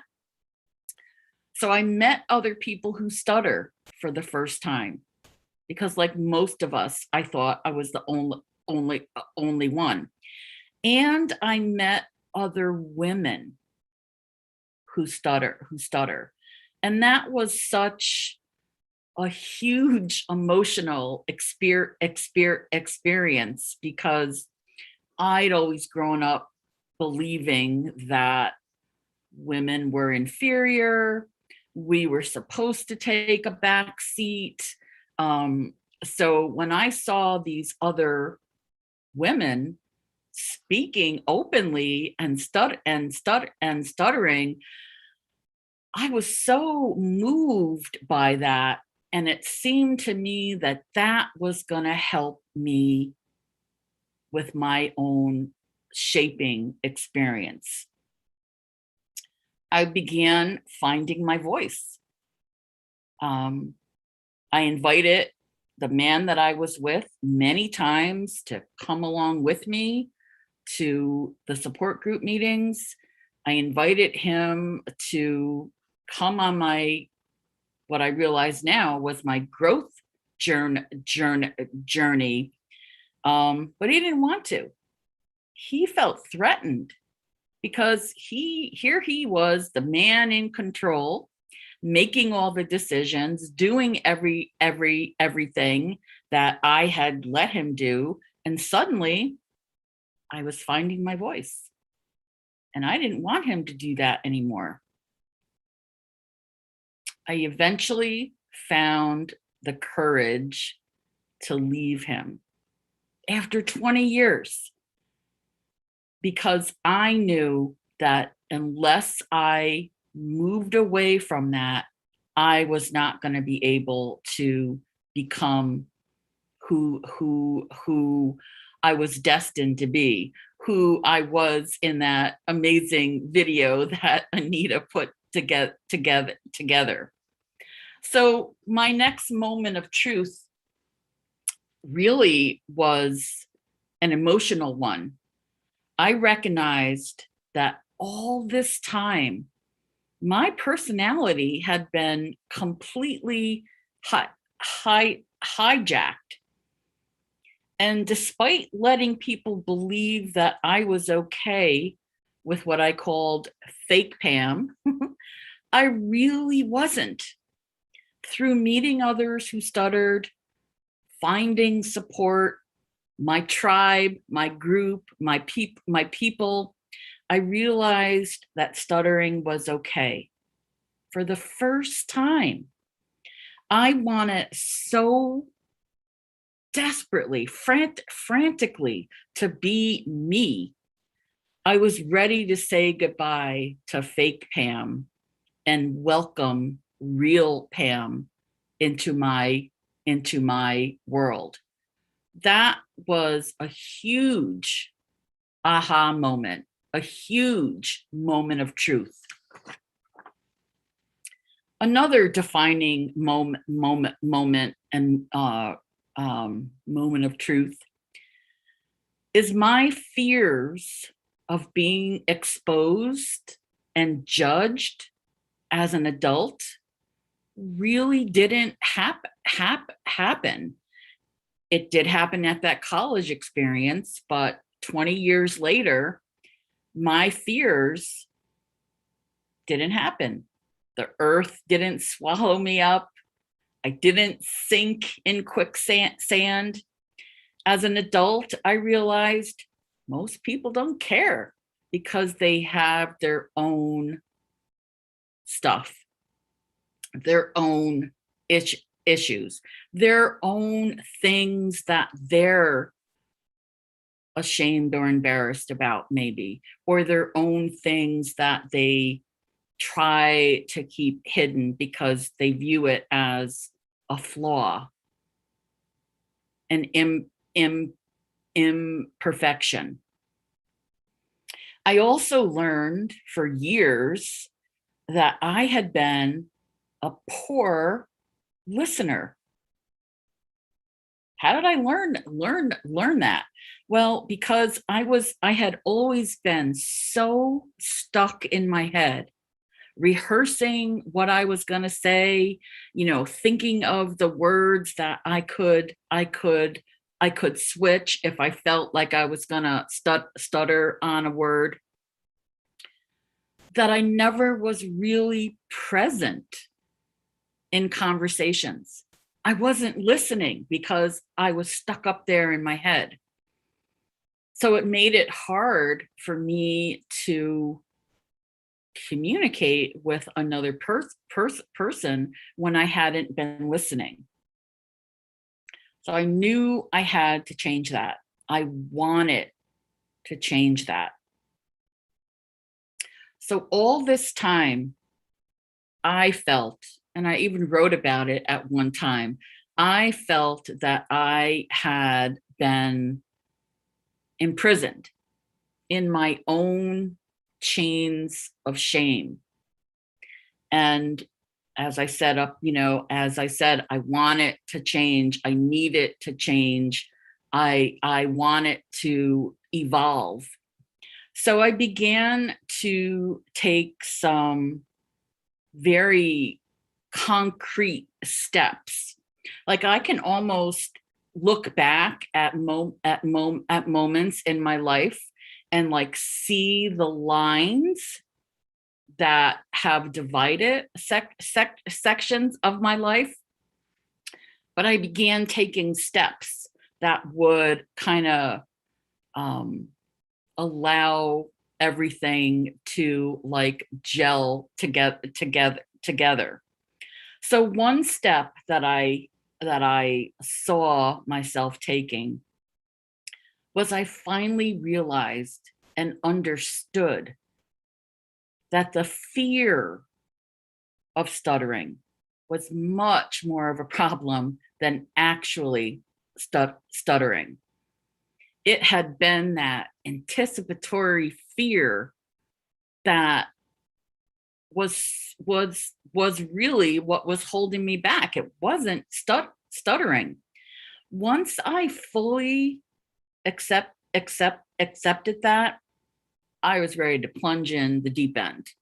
I was ready. I remember planning to finally tell people that I stuttered. I picked someone and I had built up to this big moment, And I said something like, I just want you to know that I stutter. And she was like, yeah, and we all knew that.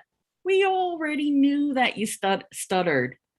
We just didn't say anything because you never did. That was a huge revelation for me.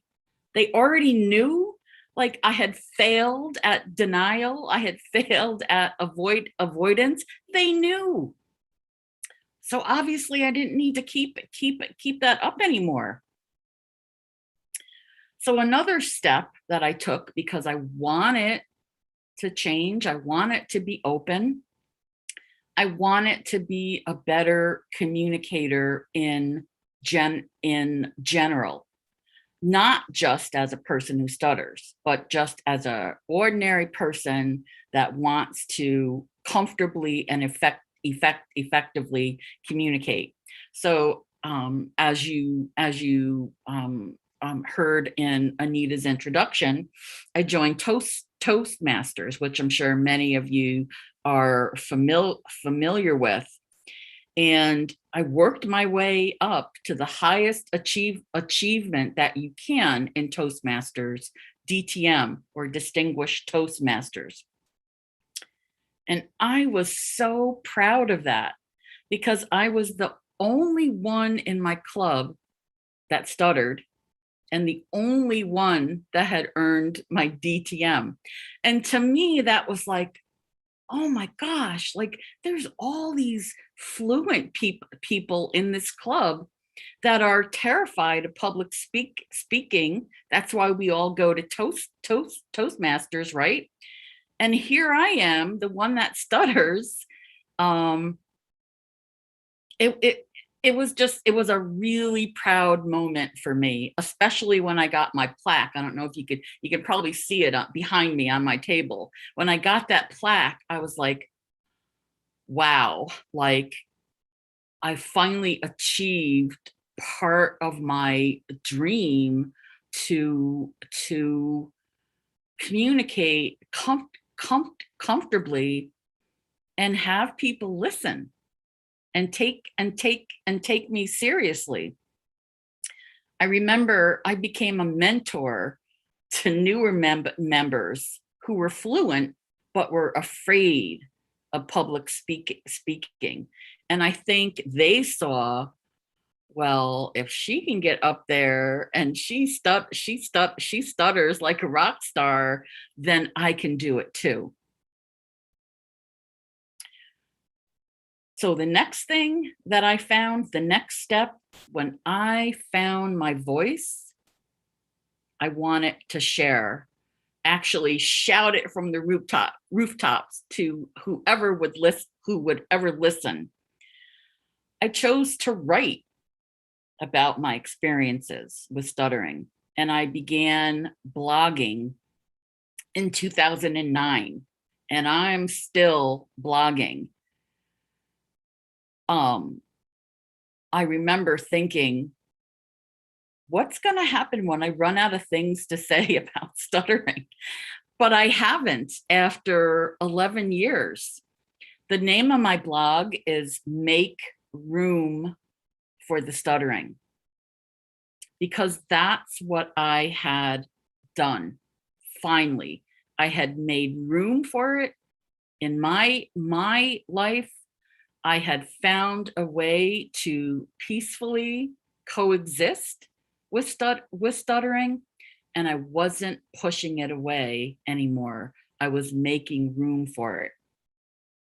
And then I realized women don't take up enough space, and women who stutter are rarely seen or heard publicly, and even within the stuttering community, because as we all know, there's only 1% or so of the population that stutters. So 4 out of 5 are men. And I see that there's a lot of men here today, and only 1 out of 5 are women.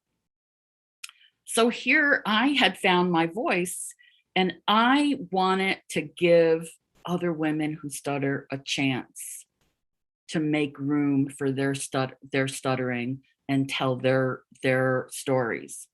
Everybody has a story to tell. The key is asking. Simple, asking.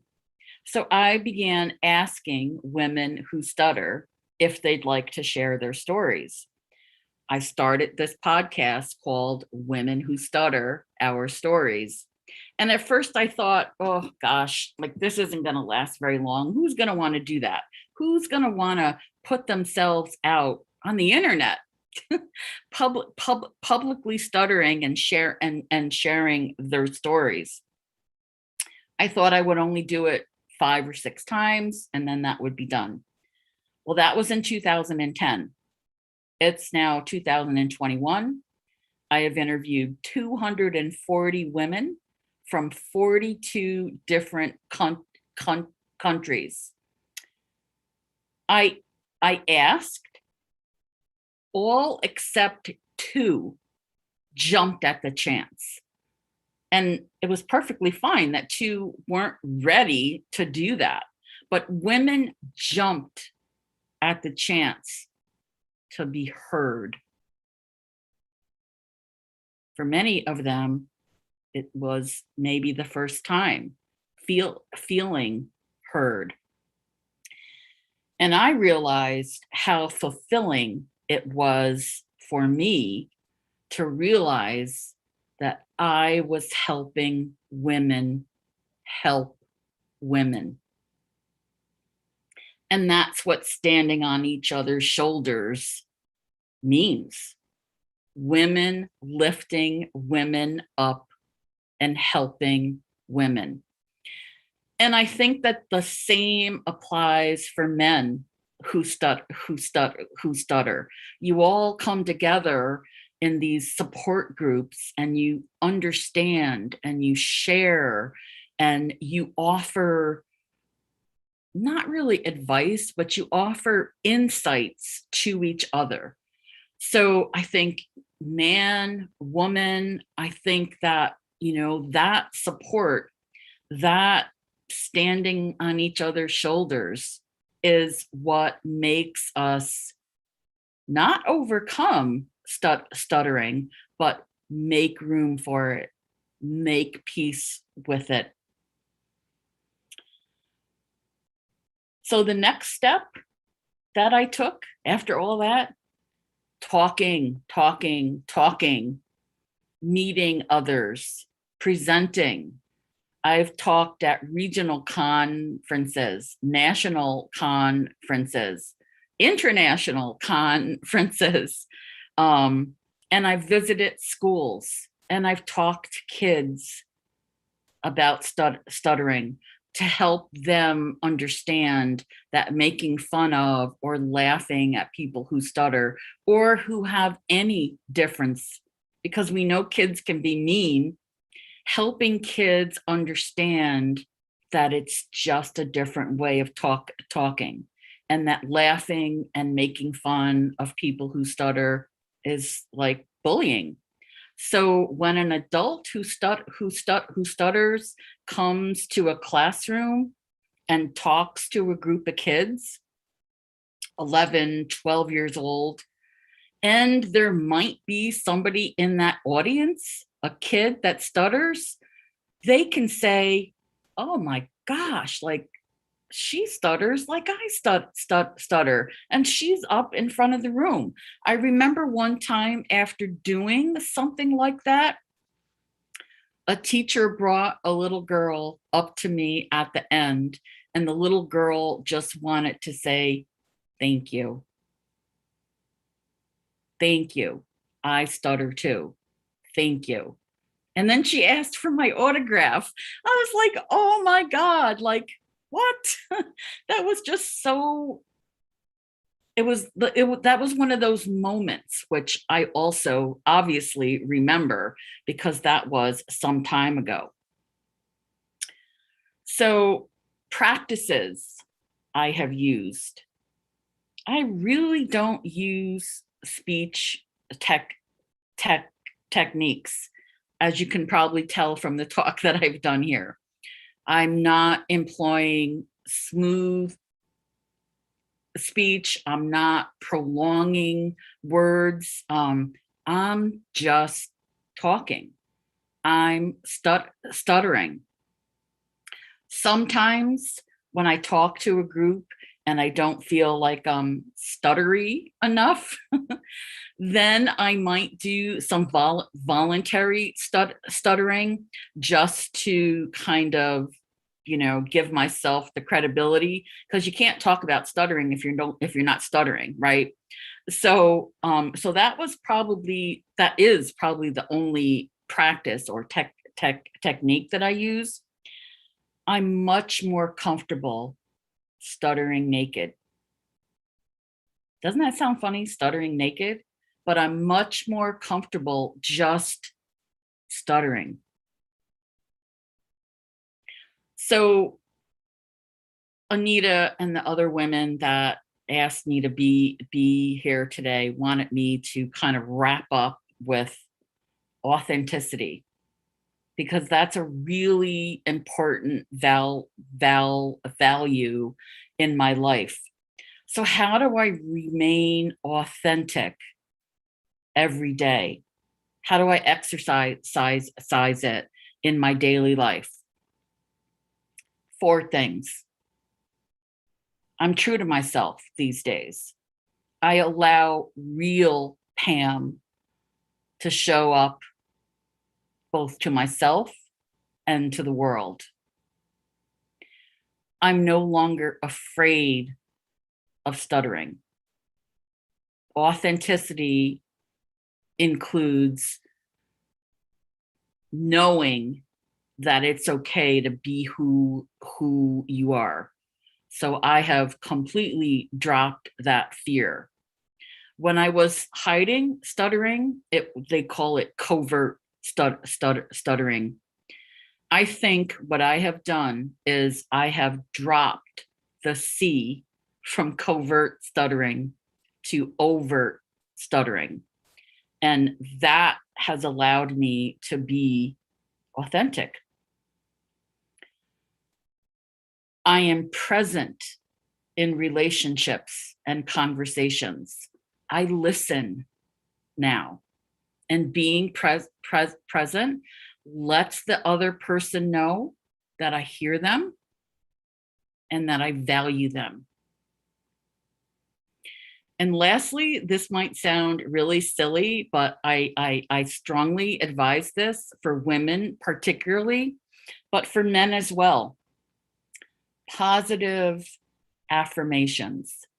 I have taped to my mirror in the bathroom, I am enough. I am enough. And so are you. I'm done talking now. I'm gonna take a sip of water and if anybody has any questions, or Anita, I'm not sure how you'd like to facilitate that. Thank you, Pam, for your inspiring and incredible story. Like, the moment we have to speak outside, we start anticipating humiliation and we stop going outside. But you shaded away that burden and determined to move further. So it was really inspiring, and I believe other people will also start doing so if they didn't. Thank you for it. So right now we have Amit Bajaji. He has a question for you. Amitji, can you unmute yourself and? Sure. Thank you for that, Anita. You guys can hear me all right? Okay. Yes, you are audible. Okay, excellent. Thank you so much, Pam. It's wonderful to see you on YouTube, and it's wonderful to see you here. I've seen your work for a number of years, so it's a real pleasure to finally get to see you and see you in real time and talk to you. Thank you so much for sharing your compelling story through your very, very candid life experiences. I really appreciate it.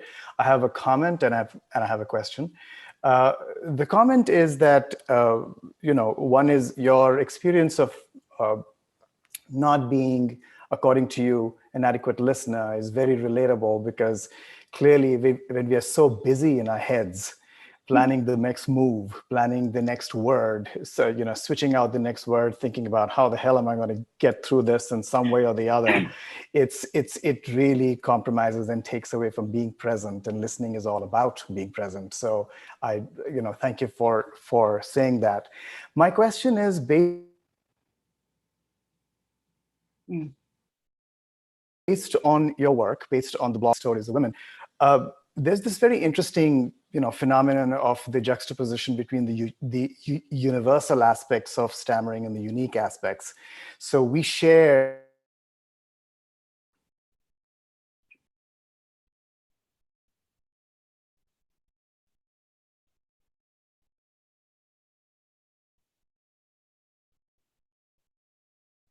a lot of universal aspects. What's something, because you're a minority within a minority. It says my internet connection is unstable, so I'm sorry if I was a little bit jumpy there, but yeah. So I guess my question is, and I would love to sequentially hear from the other women in the room after you, what are some unique experiences of let's say, of the minority within the minority? That's a good question. And I'm certainly not an expert on that. And I'm not a researcher. But what I have found after listening to so many women share their stories, I think what is unique after having listened to hundreds of women want to talk more about the emotions of stammering, stuttering. And I've been to support groups where sometimes I'm the only woman, and maybe one of two only women there, and there may be 15 men. And what I have found to be a real difference is that the women want to talk about how it feels. And the men, no offense, but the men always want it to fix it. How do I become more fluent? What are some of the tools and techniques that I could use? And women wanted to talk about, I'm scared, I can't do this, I can't talk to my child's school, I'm embarrassed. But the men in the group, the men that I interacted with, were more interested in teach me how to be fluent. And I think that that is the main difference that I have experienced in 11 years of talking with women like we're doing here, recording podcast conversations. The stories that women tell over and over and over again have reinforced that women just want to share their stories. They're not looking for the quick fix, the fluency bullet. And sometimes I have experienced that men look for that more than women do. I hope that answered your question and that it was satisfactory. Thank you, Pam and Amit. Now we have Rohit. He has question for you. Rohit? Thank you, Pam, for such a motivational session, and especially especially my favorite moment of your session was when you told that a kid came to you and asked for your autograph. Like, like I can still feel that goosebumps. So so my question to you is that if a young boy or a girl has just recently joined a organization like t- the the TISA, so then what will be the very first advice to them? Talk. One word, talk. Children and young people need to see adults talking, but children need to know that they have a voice. What they can do, the very first is just those 4 letters, talk. Makes all the difference in the world to talk and know that you're being listened to.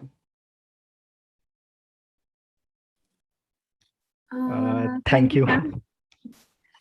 We have another question, like what are your strengths and what keeps you motivated? So these 2 questions I'm getting. Well, I think my strengths are persistence.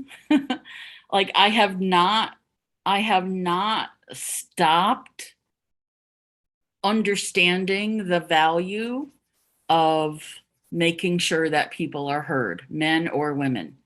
I'm very persistent. Like I said, in part of my story, you know, when I found my voice, I wanted other people to find their voice.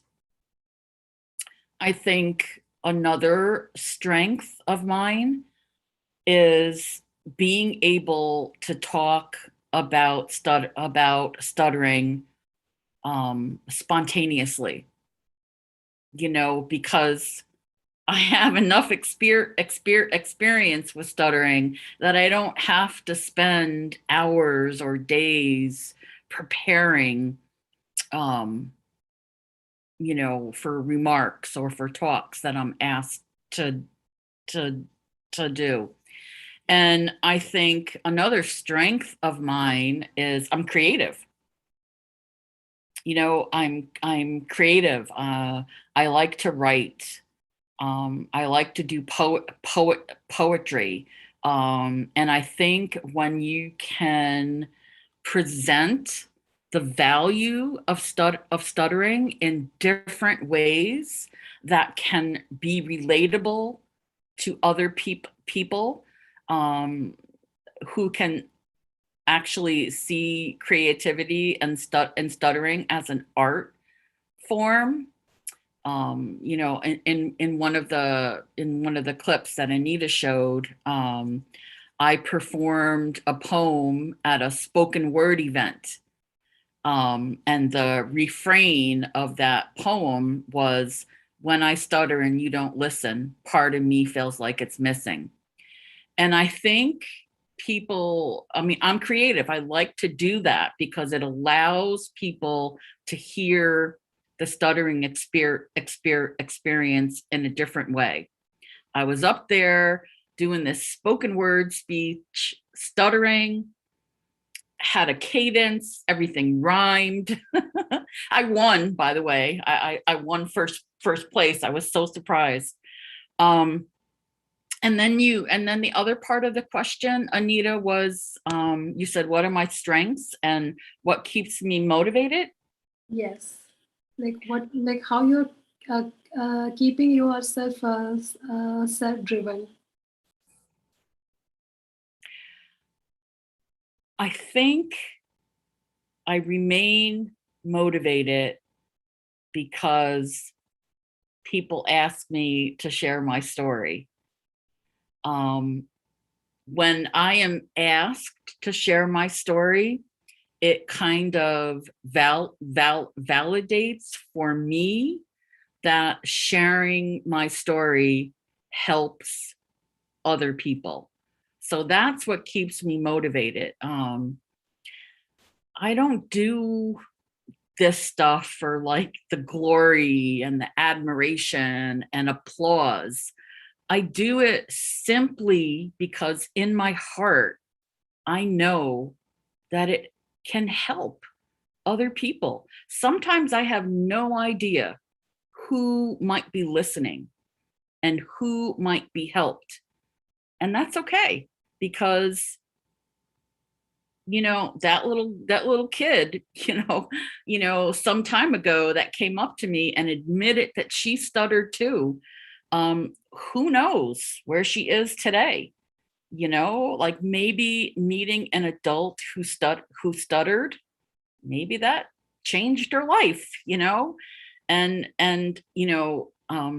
being part of those moments really motivates me.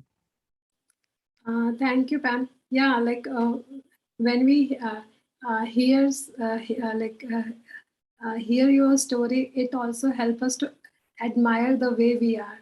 So it really means a lot to us. So now we have Tapanji. You want to ask a question? Tapan, please unmute yourself.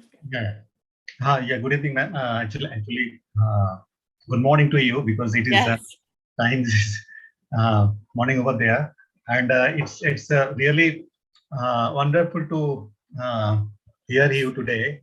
And the part that most good part, I just see that somebody want to feel jealous about you, because the sweet way you are stuttering. So that is very cute actually. And my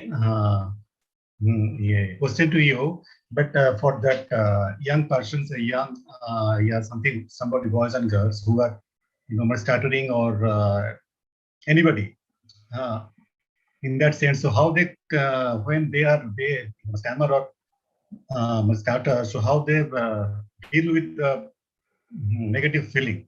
So what is your advice on that? Like, psychologically or mentally, how they should deal with that? Well, the first part of your comment, if I'm correct, you're saying that it really resonated with you when somebody said that they wished they stuttered too. Is that what you were referring to? Yeah, because somebody just actually compliment you, because the way very cutely you are actually stuttering or saying. So I think first part of your speech you must say that. So I like that way. That was my sister. Okay, that's good. Who told me that. Yeah, And yeah. that was a remarkable moment for me, because we had never talked about stuttering growing up. Yeah, it right. was the elephant in the room. Nobody ever talked about stuttering, because they saw that I wasn't. So that was my sister, who years later said, I'm jealous. Look at all this that you're doing because of stuttering, meeting people, going to other, traveling. So I was shocked that a fluent person would say, I'm jealous. I wish I stuttered too. Yeah. And what was the second part of your Second part of question is, if somebody actually want to start in interview or any conversation, so that they don't feel terribly shocked or unhappy. So how to deal with that negative feeling, terrible feeling, bad feeling. So what is your advice on to them? Well, again, I don't like to offer advice. I want to just share an insight. I agree completely that stuttering is so complex that psychologically it can be overwhelming because, you know, we have all these thoughts and our feelings in our head that we're not good enough. So what I would share to people that can't let go of those feelings of feeling not good enough. I read a book many years ago. It's called Broken Open. And what the book basically, what I took away from that is walk through the pain. Don't push it away. Don't, you know, try to run away, but break it open. Walk through that pain, those feelings, those events that you play over and over and over in your head that make you feel that you can't do it or that nobody wants you to do it. Walk through that pain. And when you walk through the pain, you realize I can walk through the pain. And then you can put it behind you. It sounds really easy. It's not. But when you're able to walk through it, process it, recognize it, and move on, that's how you move on. Thank you, Pam. So because of the time constraint, we will take one last question, and after that, please share your email ID, or I will be sharing it here so that people can ask later on. So Nikhil, can you please ask your doubt? Yeah, sure. Hi, Pam. Hi. Yeah.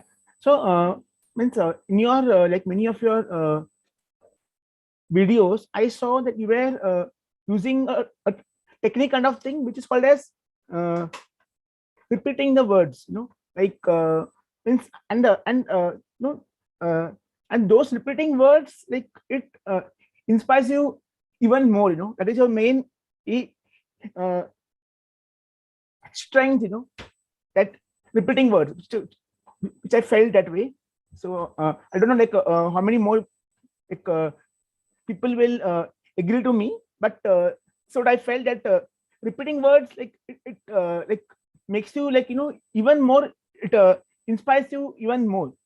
So if I ask you, like how did you achieve this, like repeating words kind of thing? So you're not referring to the repeating of words that is my stuttering, right? No. You're referring to, like, I'll repeat something 2 or 3 times Yes, for emphasis. Yeah. Well, I think I learned to do that in Toastmasters, number 1, because I realized, and maybe because I stutter, that less words are often more, you know, so we don't have to say a million things to convey one thing. So I think I learned in Toastmasters, and actually as I evolved in my own process, that 1, you only need to say a couple of words to get a point across. And 2, when you repeat it several times, like talk, talk, talk, that sticks with people. That stays with people.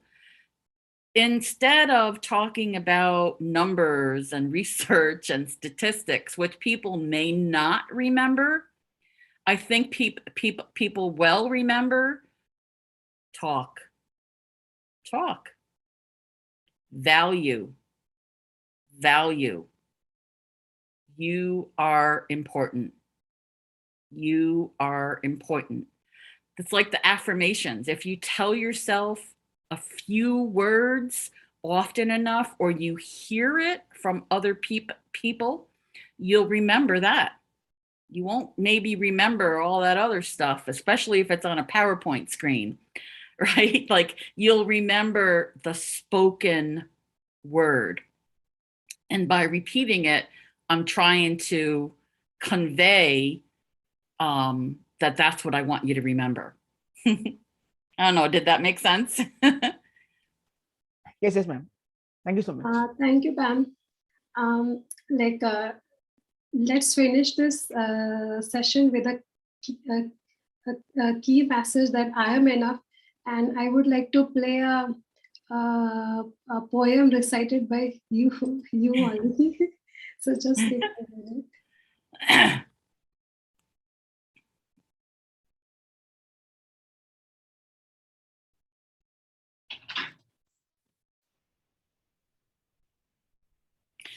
I wrote this poem almost 10 years ago, and I am surprised at how relevant it is today. So I would like to share this. It's called Chains of Shame. The chains were tight for so long. Every time I struggled to loosen them, they got tighter. I was shackled, always dreaming how it would feel to be free. Sometimes the chains would dig so deep and bruise me. I would cry, silent tears. Sometimes there were scars, but mostly scars you couldn't see. The chains tightened when I spoke or didn't, mostly didn't, and they choked me.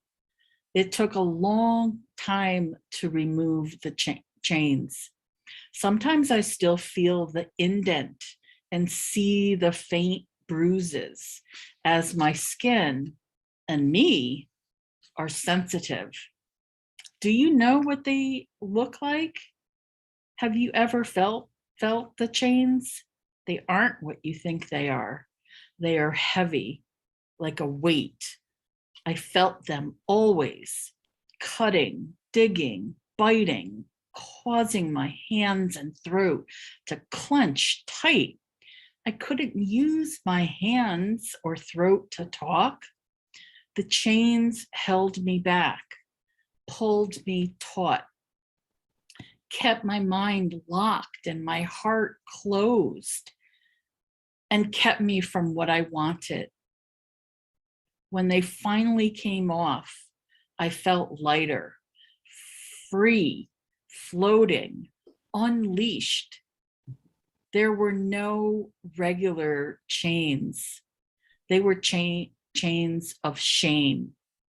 And thankfully, they're gone now. Can you tell?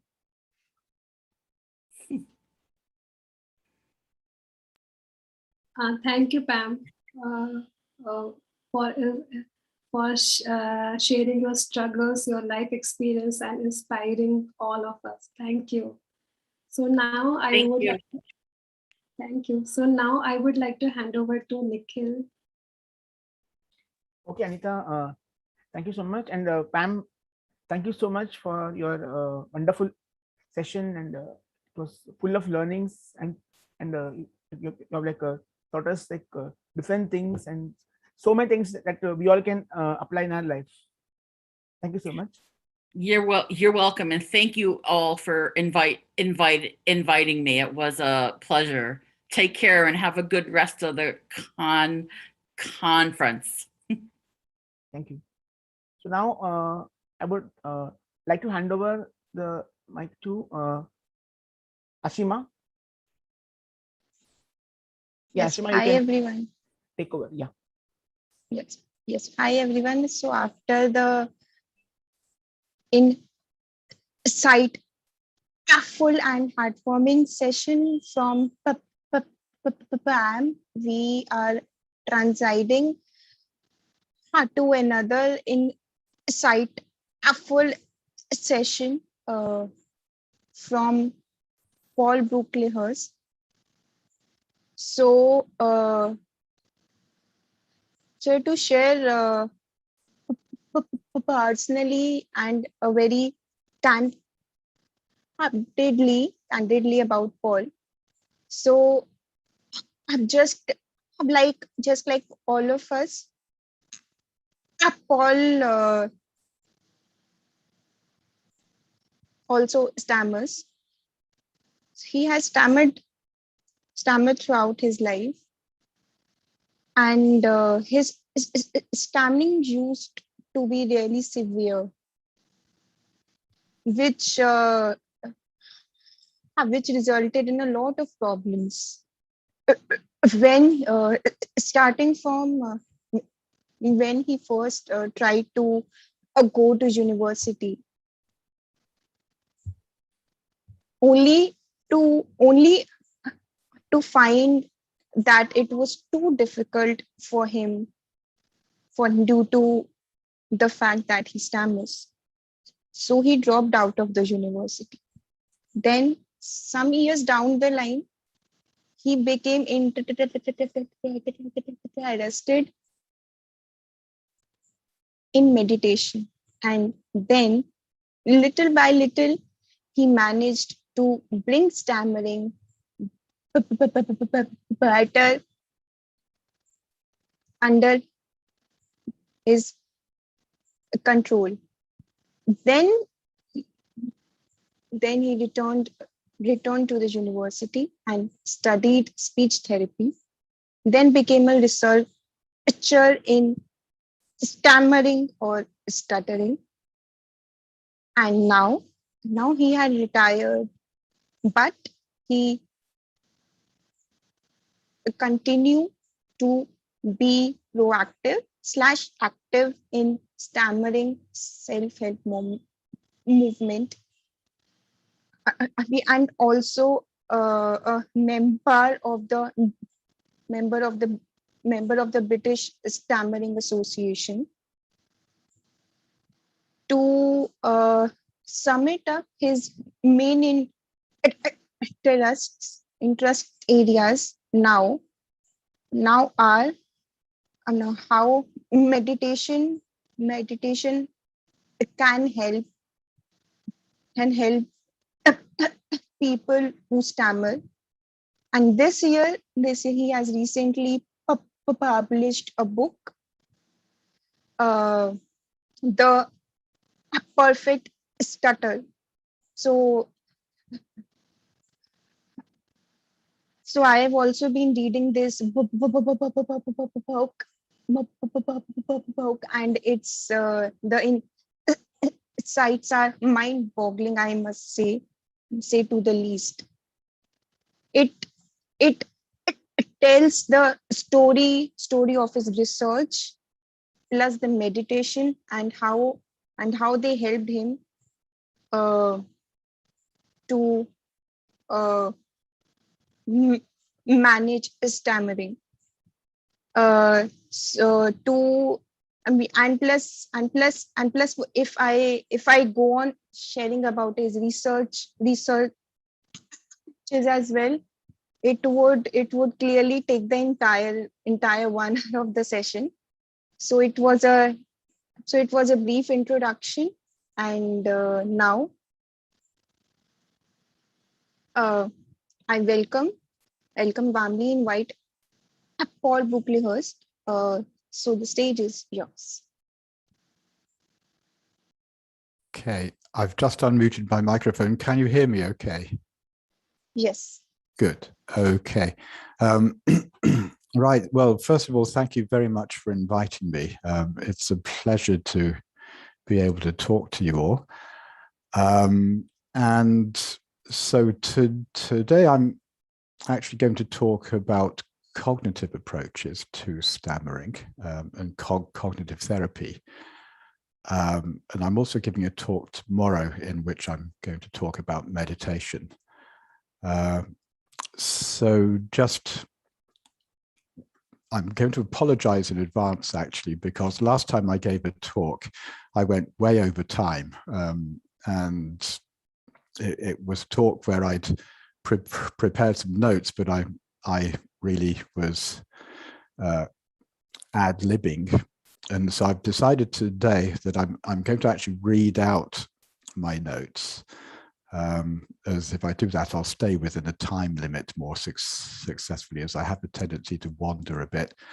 And hopefully the talk will take about 30 minutes, and then after that, of course, there'll be time for questions from everyone. So if you have any questions, do let Ashima know.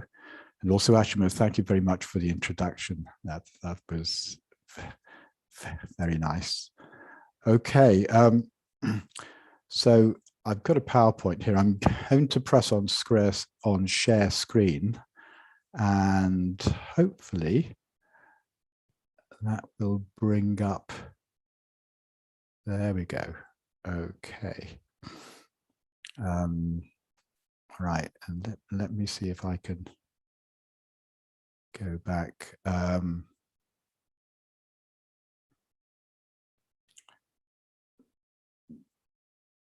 Just a question here. Can everybody see the PowerPoint okay? Yeah. Yes, okay. Right, so the title is Cognitive Therapy for People Who Stammer.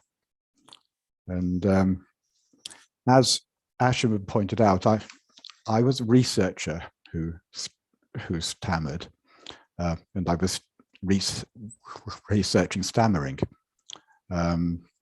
And one of the great advantages of being a researcher who stammers when researching stammering is, and of course, it's always possible to start by experimenting on oneself. And that's been something that's been a guiding principle for me as I've gone through my research career. I've always started with ideas and seen what effects they have on me before I take it any further, and start researching with people who stammer in general. And I must say that throughout my entire life, I've always wanted to understand about stammering. I've always felt it's an important thing to understand, because the more one understands, the more one can be empowered to be able to see ways through it. And so what I'm going to talk about today is basically how one can approach stammering from a cognitive perspective. So what that means is that instead of simply going to a therapist and having therapy, or instead of simply following a technique and hoping that it'll help you, one can also approach stammering in an educational way. One can try to understand it. And I have no doubt whatsoever that the more that one understands about stammering, the more empowered one becomes to find how best one can keep it under control. So what does, oh, hang on a minute, I've gone one step too far here.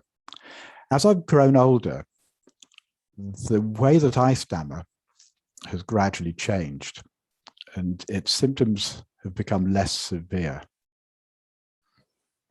And I no longer view it as an enemy that I have to fight. And indeed, if I look back over my experiences of stammering over the years, it's now very evident to me that the way that I reacted to my stammer, physically and emotionally, in the various speaking situations that I encountered in my everyday life, has depended to a large extent on the beliefs that I held at the time, including my beliefs about stammering, my beliefs about how other people viewed my stammering, and also my beliefs about how fluently I should be able to speak. Now, these beliefs developed gradually over time as a result of experiences of stammering in different situations, and as a result of what I'd been told and taught about stammering. And now, when I look back on my past beliefs, I can see that although many of them were perfectly reasonable, some of them were unhelpful. in as much as they undermined my confidence in my ability to effectively communicate what I wanted to say. Some also had a profoundly negative impact upon how I felt about myself. So the goal of cognitive therapy is to help us to look at what we currently believe about stammering and to identify any unhelpful beliefs that we may hold and to replace them with beliefs that are helpful. So what does cognitive therapy involve? The first task of cognitive therapy is to identify what exactly we do believe about stammering, and then to investigate how and why those beliefs arose, and to examine evidence, primarily from our own lives and experiences, as to whether or not those beliefs are reasonable and whether or not they're helpful. An underlying presumption of cognitive therapy is that if we can identify what we believe and question those beliefs and the evidence upon which they're based, and especially if we focus on recent evidence from our own lives, it'll become clear to us that at least some of our current beliefs about our stammering are indeed inaccurate and unhelpful. And as it becomes clear to us that some of our beliefs are inaccurate and unhelpful, those beliefs will spontaneously change and will be replaced by beliefs that are more helpful.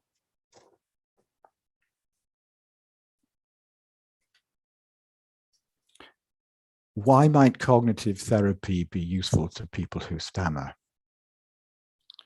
Well, cognitive therapy has been successfully used for many conditions that have a cognitive component to them. That is to say, conditions that are influenced by people's beliefs, including phobias and social anxiety and eating disorders. And similarly, stammering also has a strong cognitive component to it, in as much as our beliefs about stammering strongly influence how we react when we enter speaking situations and how easily we can employ speech therapy techniques and how positive we feel about our performance. The experiences of stammerers who have undergone cognitive therapy suggest that we can identify and change our unhelpful beliefs about stammering relatively easily, and that many people who stammer are able to make those changes on their own, in their own time, without needing access to a therapist.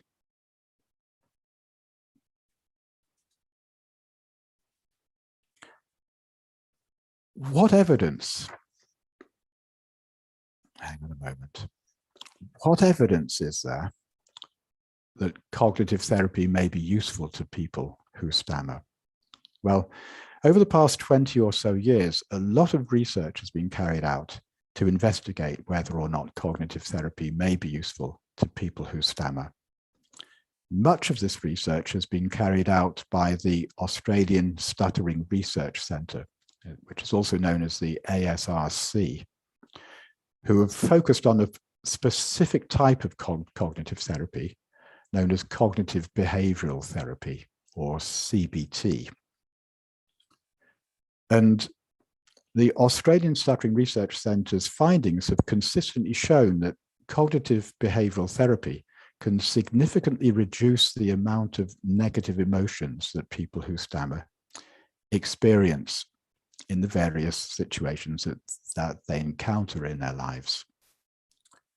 The ASRC's findings have also consistently shown that stammerers who suffer from social anxiety or social phobia respond significantly better to a mixture of cognitive behavioral therapy and also speech therapy compared to if they just receive cognitive therapy in isolation, or if they just receive speech therapy in isolation.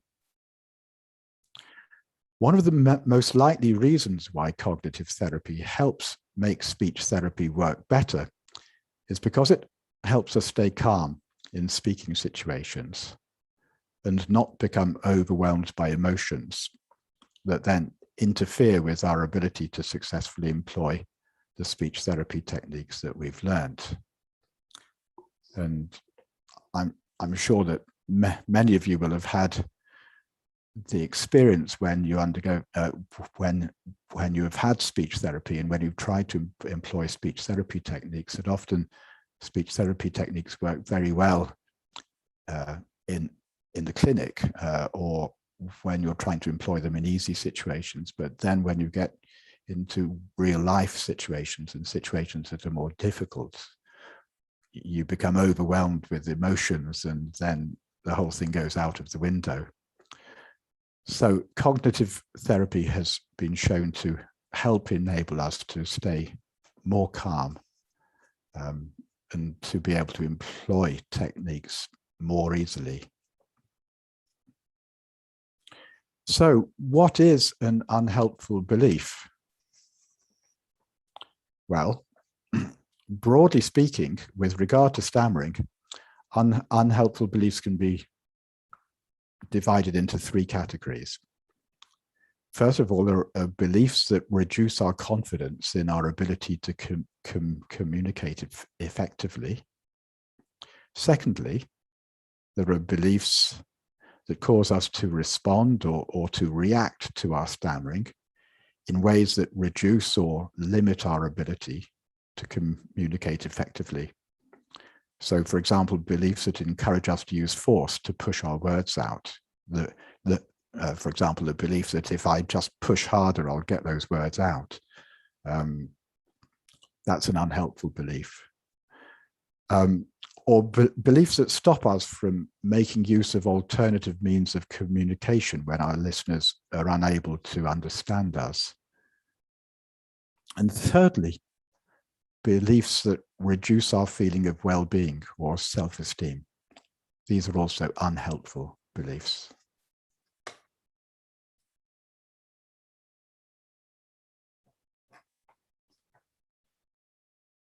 So the first step in cognitive therapy is identifying what we currently believe about our own stammering. And what one needs to do is to identify, what we need to do is identify as many of our beliefs about stammering as possible, without trying to decide whether or not they're helpful, first of all. And a good starting point is to ask ourselves the following questions and to write down the answers. What do I think caused my stammer? What impact does my stammering have on my life, including my daily activities, my career, my relationships, my self-esteem? And how does stammering affect how other people interact with me? How would my life be different if I stammer? If I didn't stammer? And also it's useful to ask ourselves, does my stammering have any benefits?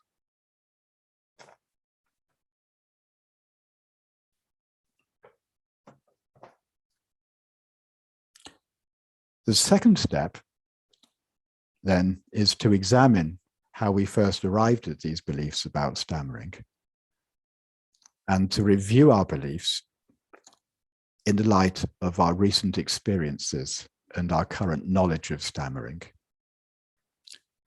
And this step is vitally important because many of our beliefs about stammering may have been developed a long time ago, at a time in our lives when the challenges and situations that we face were quite different to the challenges and situations that we face today. So with respect to each of our beliefs about stammering, it's important to ask ourselves, how and when did I first arrive at this belief? And what current evidence do I have that continues to support this belief? Is there any evidence that suggests that this belief might no longer be reasonable or helpful to me? So here, I've listed some of the most common reasons why people develop unhelpful beliefs. The first three, which are jumping to conclusions too quickly, all or nothing thinking, which is also known as black and white thinking, and catastrophizing, are essentially thinking styles that are normal for young children. And in young children, these thinking styles fulfill a very important and necessary protective role. But normally, as we mature, these thinking styles are replaced by more subtle thinking styles, which allow us to perceive the world more in terms of shades of grey and allow us to accept and feel more comfortable with uncertainty. However, if our childhood and upbringing has been traumatic and filled with insecurities, which is often the case for people who stammer, we may have found it difficult to move on from these simple thinking styles. And if this is the case, we're likely to have accumulated many unhelpful beliefs. So some other causes of unhelpful beliefs that I've listed here are thinking while experiencing strong emotions, misinterpreting other people's responses, being told things about stammering that were wrong and that don't apply to us, and continuing to believe things that were once true about our stammering but are no longer true. And it's almost certain that all of us suffer from some of these unhelpful beliefs. It's just a question of working out which ones we have and which ones are unhelpful and how we got there. So here's a few real life examples of unhelpful beliefs. Some of these beliefs are completely false, whereas others may constitute exaggerations or oversimplifications of the reality of our situations. For example, the first one, if I stammer, people will definitely reject us, will definitely reject me. Have any of you had that? I'm sure this thought must have arisen in some of your minds at some point of time. So fear of rejection is a major problem for people who stammer, and such fear may lead us to avoid speaking or to avoid situations in which we may stammer, or situations where we think we may stammer. And if we're afraid that the person we're speaking to may reject us because of our stammer, we're actually likely to stammer more severely with that person. So it may become a self-fulfilling prophecy. It may be true that some people will reject me because I stammer, especially if I stammer severely. But not everyone will reject me because of my stammering. And I simply have to find the people who won't reject me. And the best way that we can find the people who won't reject us because of our stammering is not to try to hide it.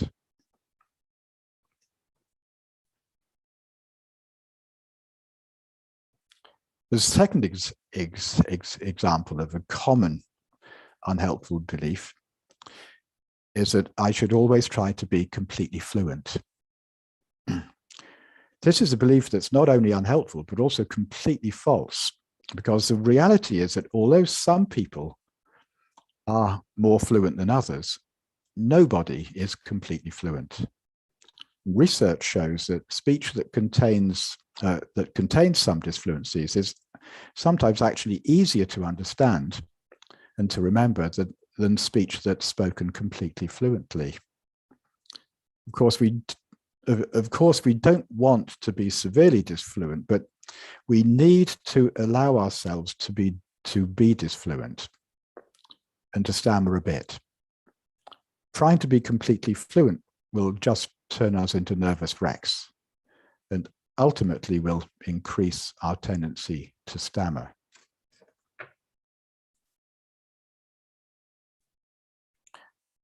So the third unhelpful belief that I've listed here is that the belief that it's always better to hide the fact that I stammer. This is a very common one. And this unhelpful belief is particularly common amongst people who stammer mildly and who have the ability to avoid stammering by changing words around and by other tricks. And if you are a mild stammerer, it may well be possible for you to successfully hide your stammering. But you may end up paying a high price for actually doing so. Because for a start, listeners are very perceptive and they're likely to notice that you're hesitating and often not saying the words that are in your mind. And because they don't see you actually stammering, they're likely to wonder why you're changing your words. And they may conclude that you're trying to hide something. And they may conclude that you're not telling the truth or not being completely open. And there's also a danger that having successfully portrayed yourself as a fluent speaker, that you then start to become afraid that people will find out that you stammer. Then the stammering becomes a big secret that you feel that you need to hide. And every time that you're in a difficult speaking situation, the fear then arises that you might not be able to hide it, and that people might find out. This is effectively what is known as being a covert stammerer. And although covert stammerers may stammer less or not at all, they're often plagued by feelings of shame and guilt and by the fear of being found out. So the reality is that although very occasionally it may be helpful to hide the fact that I stammer, in the vast majority of cases, it's far better not to hide it.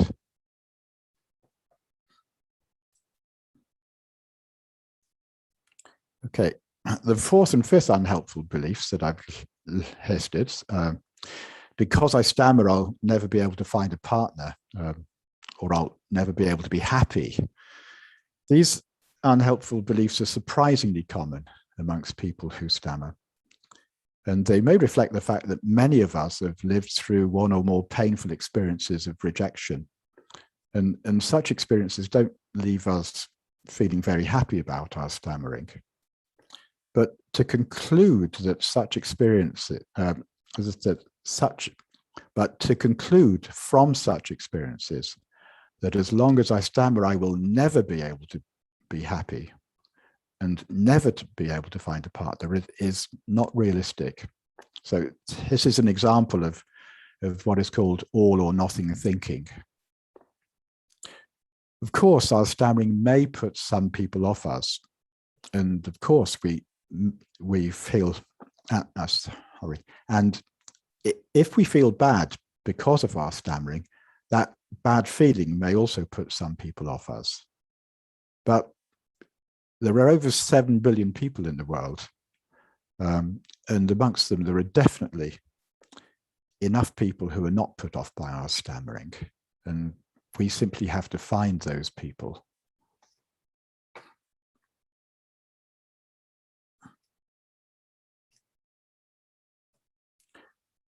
It's my fault that I stammer.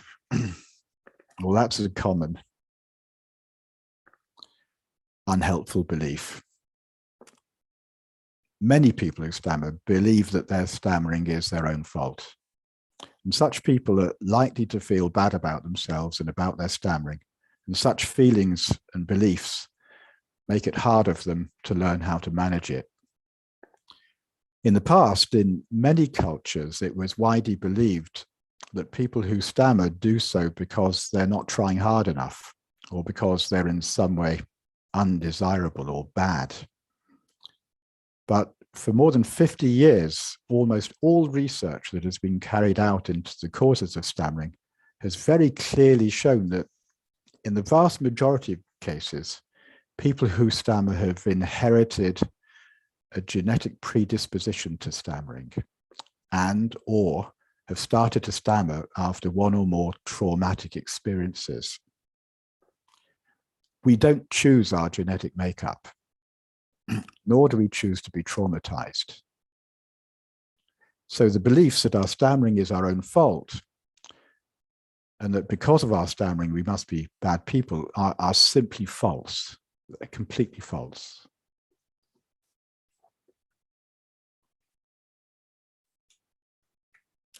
Similarly, many people who stammer believe that because they stammer, they're in some way unworthy or inferior to people who don't stammer. Such beliefs are also widespread in less developed communities, and some of us may have been told such things by other people that we've encountered at home or at school or at work. There may be some activities and roles that people who stammer are not so good at. However, there are many activities and roles that stammerers can excel in. And there's good reason to believe that in some aspects of life, people who stammer may have some hidden gifts and talents that actually enable them to perform better than people who don't stammer. The belief that your stammering makes you less worthy or inferior to people who don't stammer is certainly wrong. And it's also likely to hold you back from exploring your specialities and fulfilling your full potential. In order to be free from this belief, it's helpful to start reading some of the many excellent books which explore what it means to be a human being. And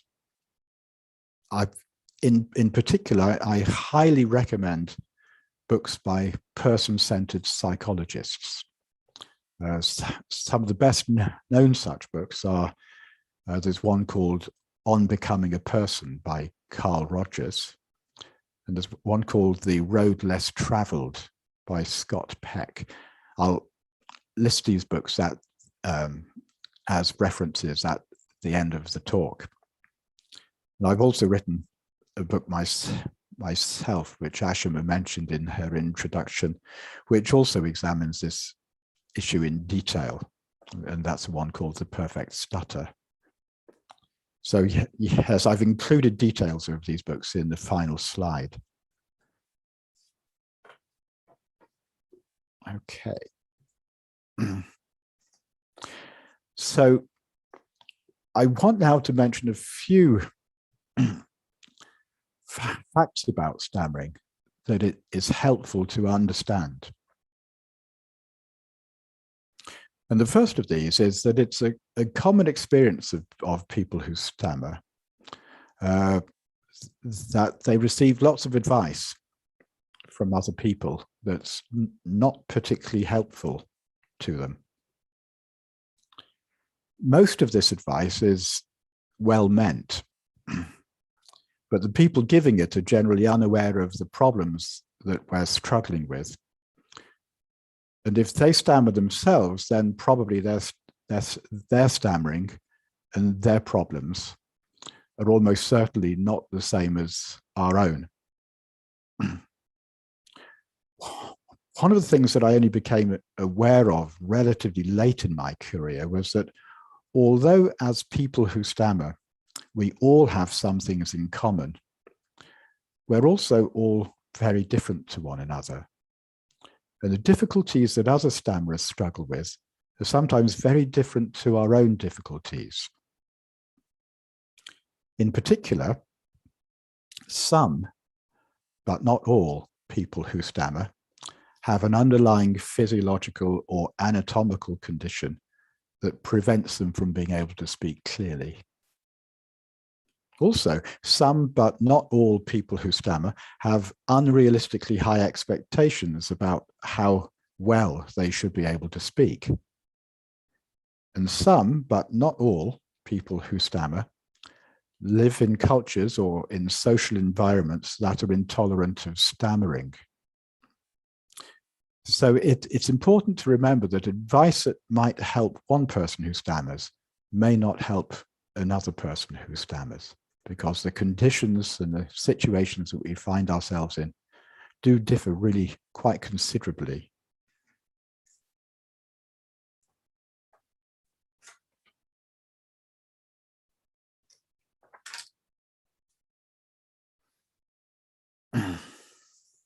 I think I might have got out of, this is number 17. Let me go back. Okay.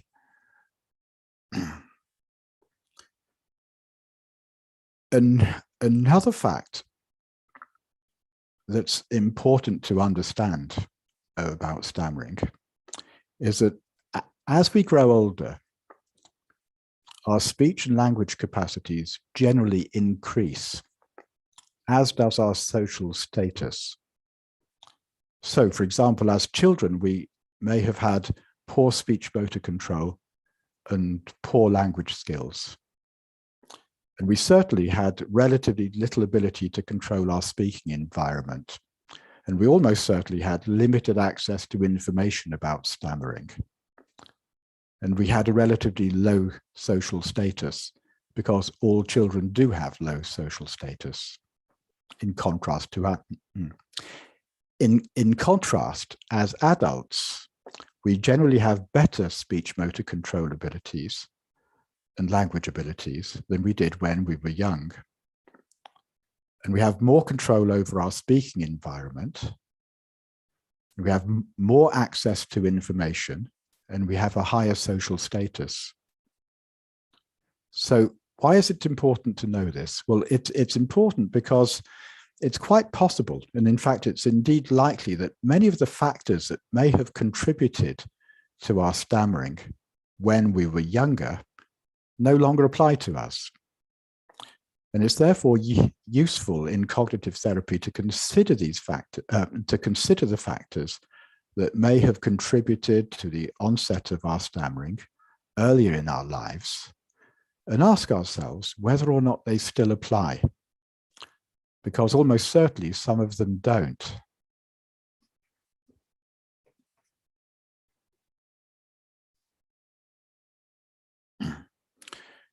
Finally, I just want to point out that cognitive therapy has some drawbacks, and it's not suitable for everybody. For a start, it's not so useful for young children, although it can be very useful for their parents. And I highly recommend that parents of children who stutter educate themselves about the nature of stuttering, nature of stammering. It's not easy for people who are in the middle of some sort of emotional turmoil to benefit from cognitive therapy. To really benefit from it, one needs to have the time and the space to be able to study and to think about things. One also needs to be free from strong feelings of emotion. And because cognitive therapy requires an ability to study and to objectively analyze one's situation, it's not always helpful for people suffering from depression. People who stutter who suffer from depression may first need to wait for their depression to lift in order to be able to benefit from it. In the meantime, such people may benefit more from things like mindfulness and meditation.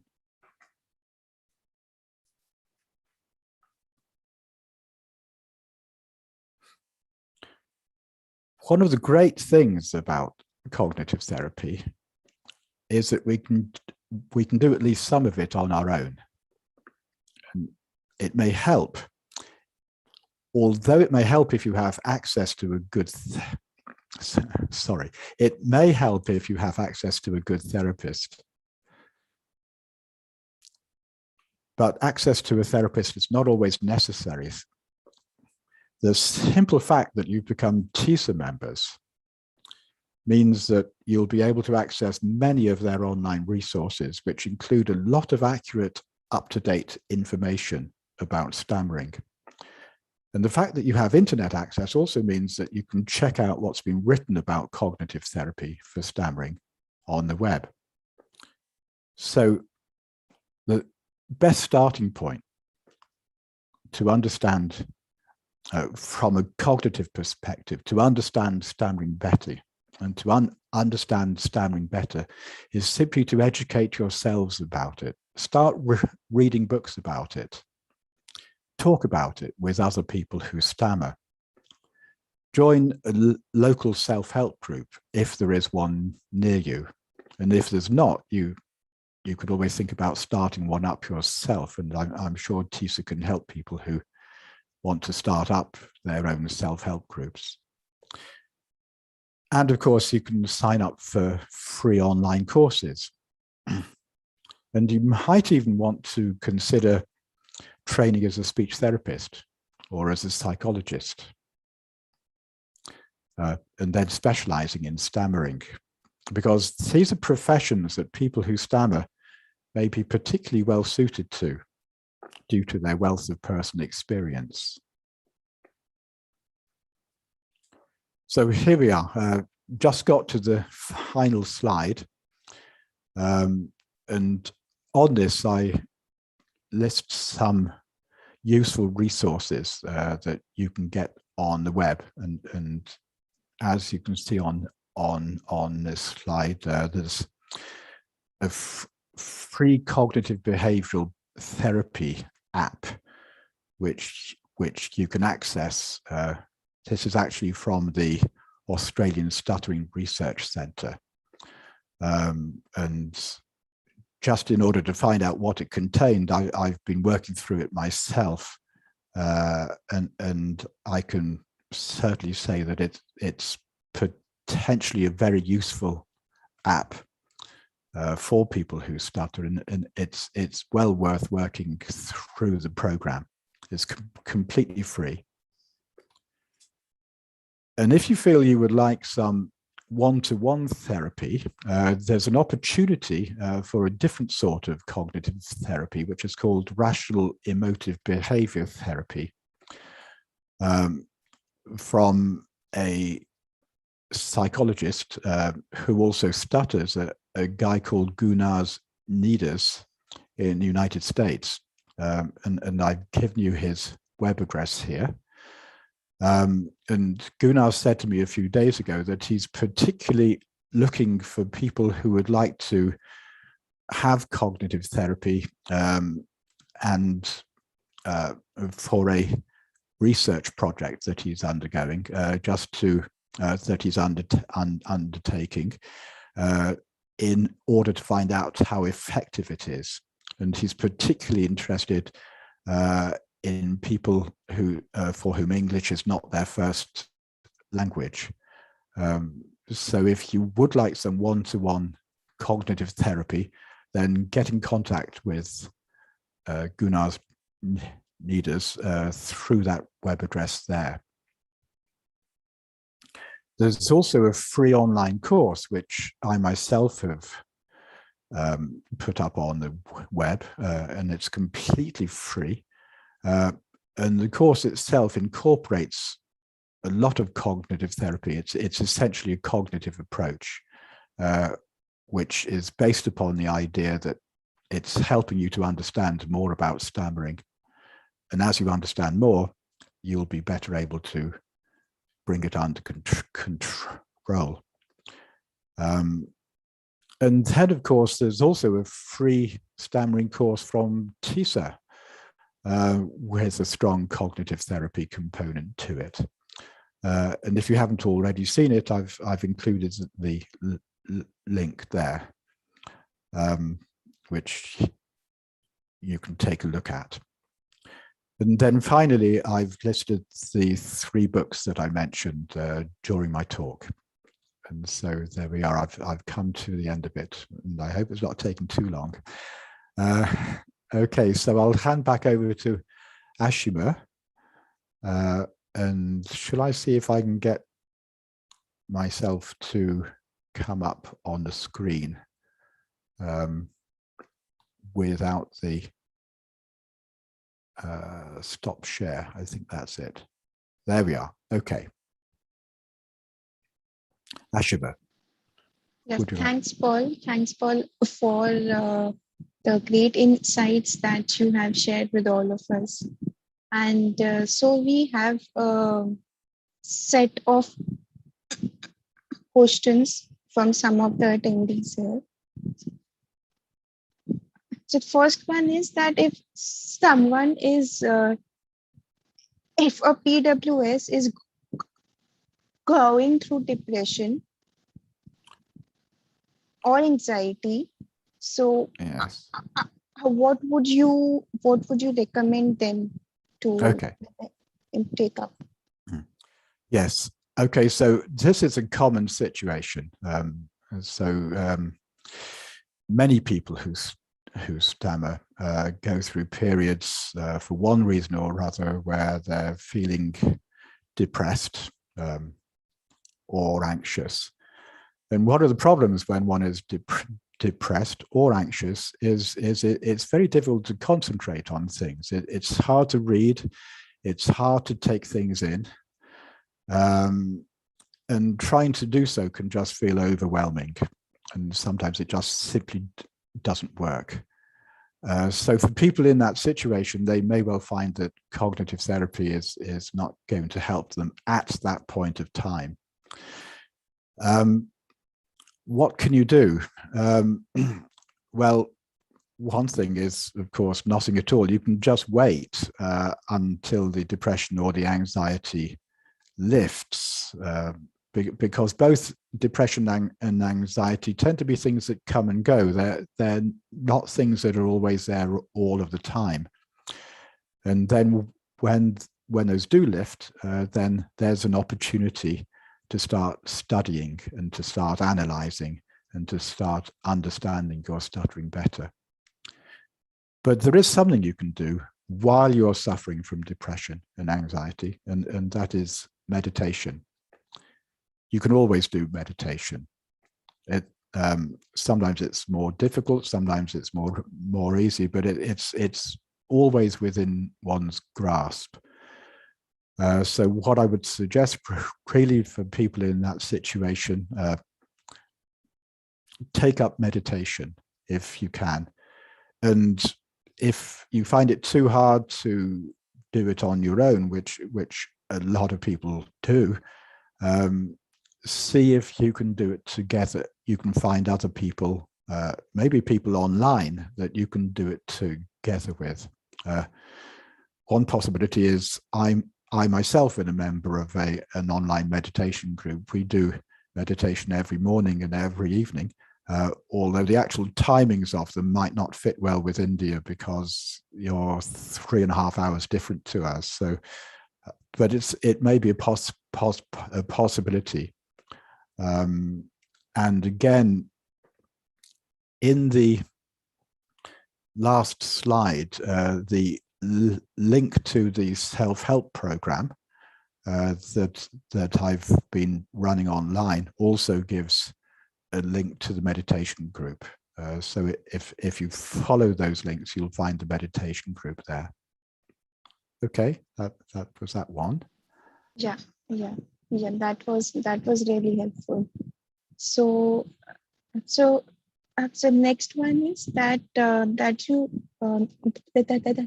we saw in the slide about some unhelpful beliefs that PWS have. So the last one was that something you believed to be true, but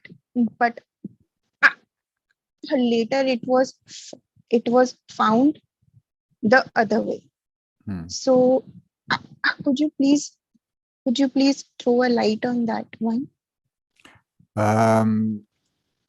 Okay, I'm trying to remember which belief in particular that was. Could you let me know? The slide, I think slide number slide number 10, in the Okay, last let point. me have a quick look.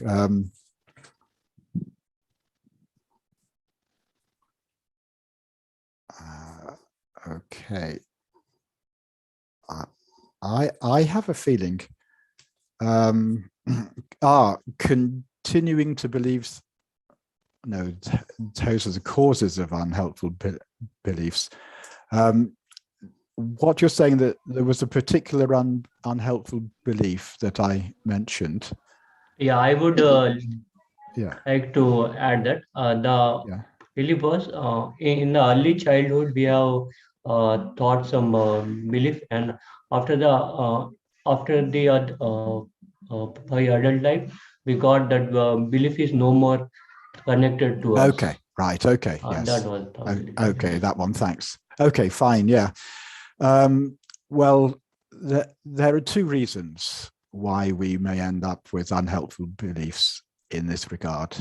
First of all, many of the things that we have been told when we were children about stuttering and about ourselves in relation to stuttering were quite likely just simply wrong. And there are lots of different reasons for this.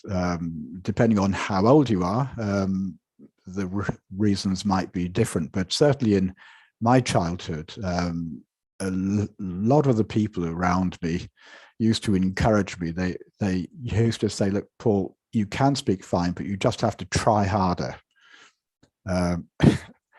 And I can tell you quite confidently now that that is not true.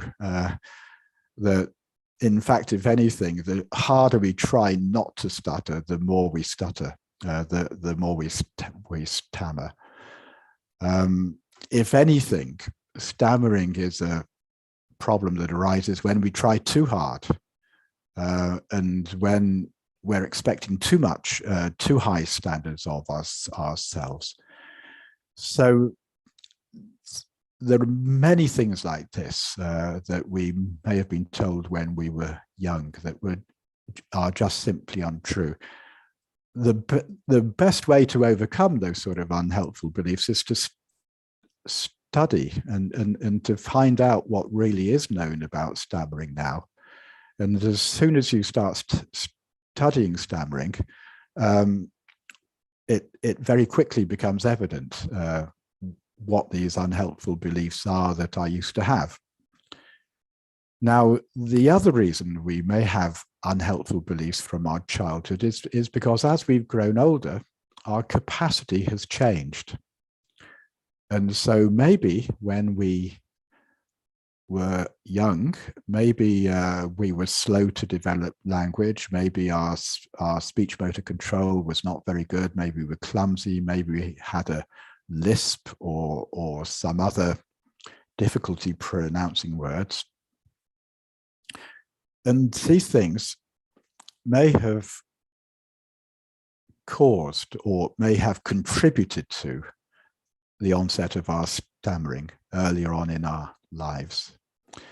And this is quite a common situation in people who stammer, that when they were young, there was some sort of impairment or delay that made communication, that made verbal communication very difficult for them. And so they never developed the confidence in their ability to speak. And so speaking might have brought on a lot of anxiety for them, and then somehow out of all of that, the stammering also started. But then as we grow older, our capacity, our language capacity, our ability to formulate sentences, our knowledge of the language improves. And also our control over our muscles, and in particular, our control over our fine speech muscles improves. So adults have much higher capacity than children to speak clearly. And so many of our anxieties, many of our fears about not being able to speak well enough may actually stem from difficulties that we definitely had when we were young, but that are no longer there. I'll just give you another example. In recent years, research has shown psychologists who have done brain imaging studies on the brains of people who stammer have found that often there are parts of their brain that are deficient in white matter, and perhaps because of this, their ability to formulate language and to control their speech muscles may not be quite as strong as people who have more white matter in those parts of the brain. But in fact, it's important also to bear in mind that the white matter in our brain continues to develop right through our childhood and right up to the age of 18 or 20 years old. And even though it may never quite become as fully developed as the white matter in some other people who don't stutter, nevertheless, it gets better as we get older. And so the language production and the speech production parts of our brain will generally tend to function better as we get older. So our capacity for fluent speech does indeed increase, although it may never get quite to the capacity of people who don't stammer. I hope that answers the question a bit. Yeah, sure. So next one is all arise from the answer you just provided, and a little extension from that. So firstly, how can we work upon improving the white matter in our brains? Okay. Yes, please answer this firstly, and Okay. and then I'll. Right. Well, probably the first thing to say is to lead a healthy life. As far as possible, to eat a good diet and to get exercise, not to overwork, and very definitely to avoid drinking too much alcohol, avoid taking drugs and things like that potentially can damage your body, because the development of white matter in the brain and also of a healthy body generally is dependent upon living a good lifestyle, basically. One could talk about supplements and about medications and things, but quite honestly, I'm not convinced that that's the best approach. Of course, the first thing to do is to stop doing the things that are definitely doing us harm, and then to try and do more of the things that, just the ordinary things of everyday life that are known to be good for us. Okay, I hope that answers that a bit. Mercy. So the next part of this question is that you shared in your talk that that there are close to 2 reasons for stammering. The first is genetic predisposition and traumatic experiences. So if we talk about 2 of them, then which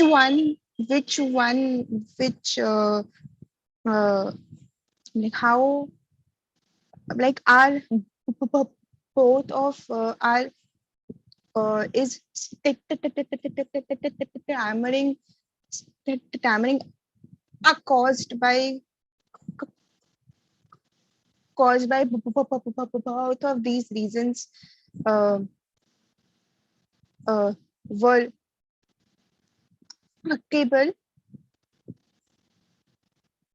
and if yes, then how then how would you differentiate the two approaches to work on stammering? Okay. I think first of all, one of the important things to understand about the causes of stammering is that there's very rarely just one cause. It's more realistic to imagine that there are lots of contributing factors, and in everybody there will be a whole variety of contributing factors.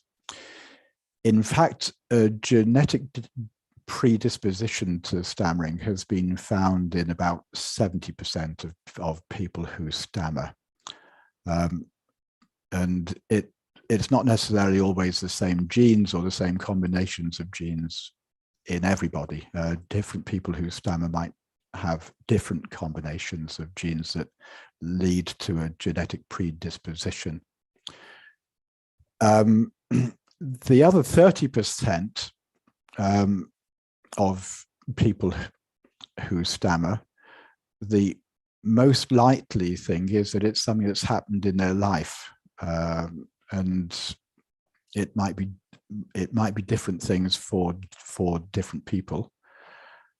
Personally, my feeling is that in most people who stammer, there is some sort of genetic predisposition there, even though it may not have been found. And also, there's also something that will have started it off, some sort of a trigger, some sort of a traumatic experience that will have started it off. Very, very often when you talk to people who stammer, they'll say, yeah, I remember the first time I stammered. And very often story will be, for example, it was when I was in school, and then I had to stand up in front of the class and I had to read to them. And then when I was reading, suddenly I couldn't say a word. And then everybody laughed, or everybody looked at me, and I felt awful, and that sort of thing. And that's a traumatic experience that often people remember for the rest of their lives. And from that point onwards, they become afraid that it'll happen again. And then if you become afraid that it'll happen again, it becomes a bit like a self-fulfilling prophecy, because the fear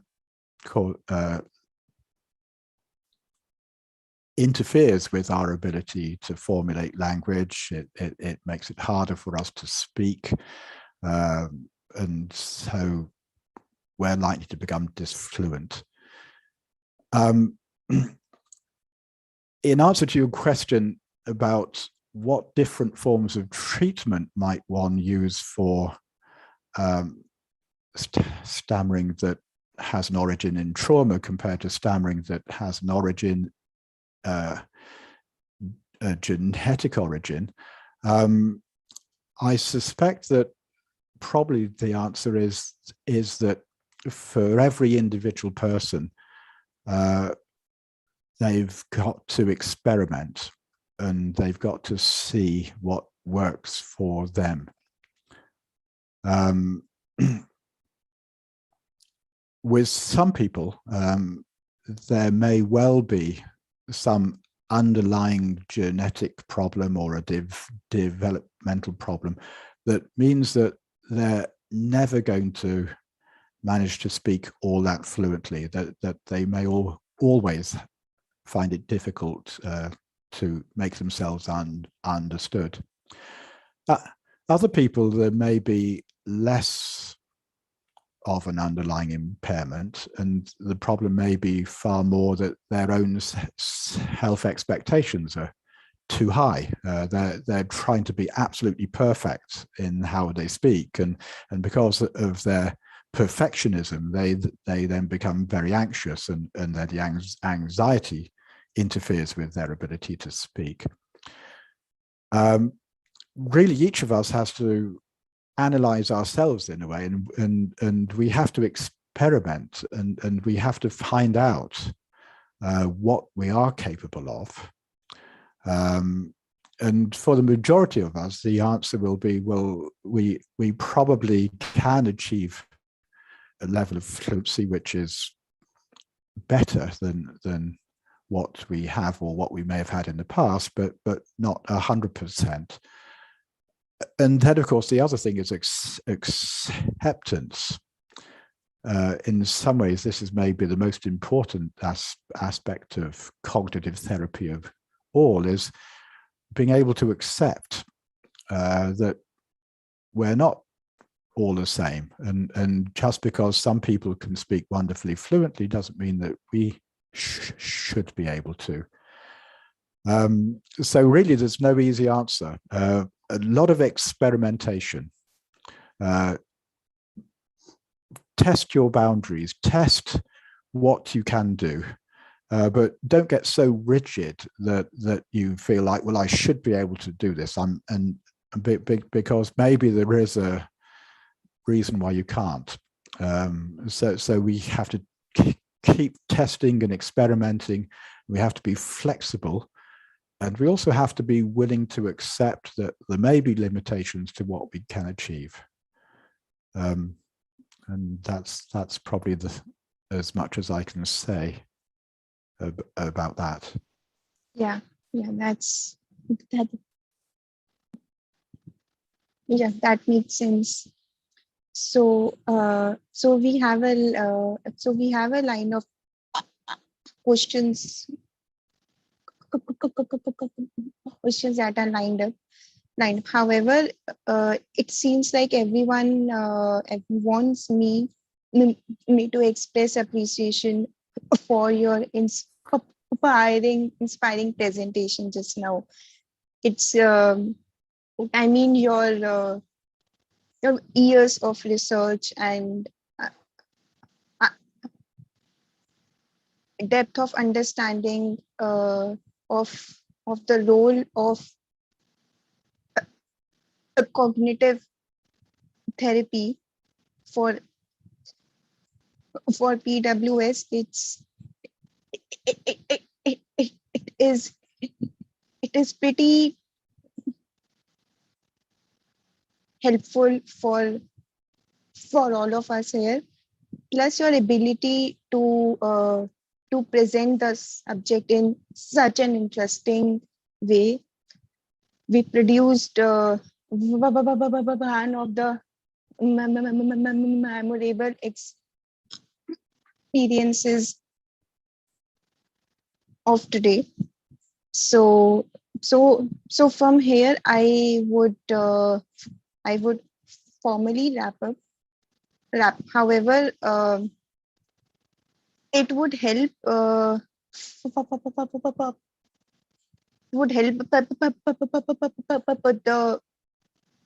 attendees if you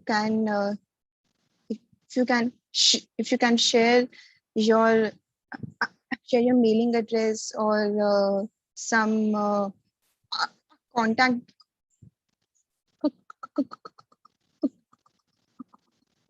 details through which the people who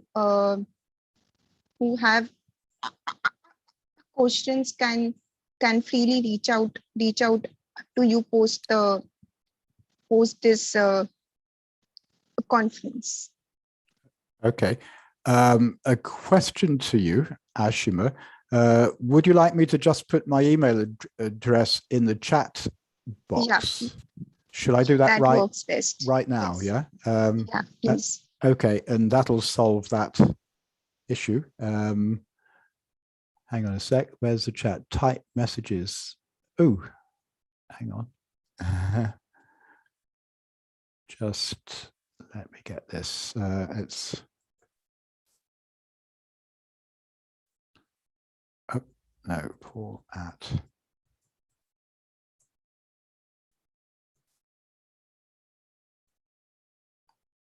Oh, is that visible to you? I have a feeling this might have not gone to the right chat thing. Let me have another try. Chat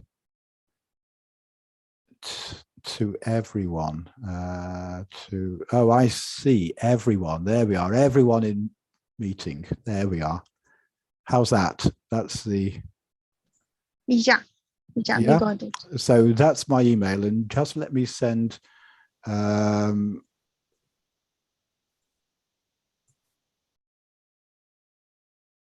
stammeringresearch.org. That's my URL. So those are the two ways that people can contact me, and that URL, the stammeringresearch.org, is also the way to access the online course, the free online course.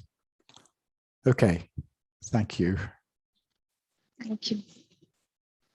So from here, I hand over the stage to Suraj/Nikhil to resume the next part of the conference.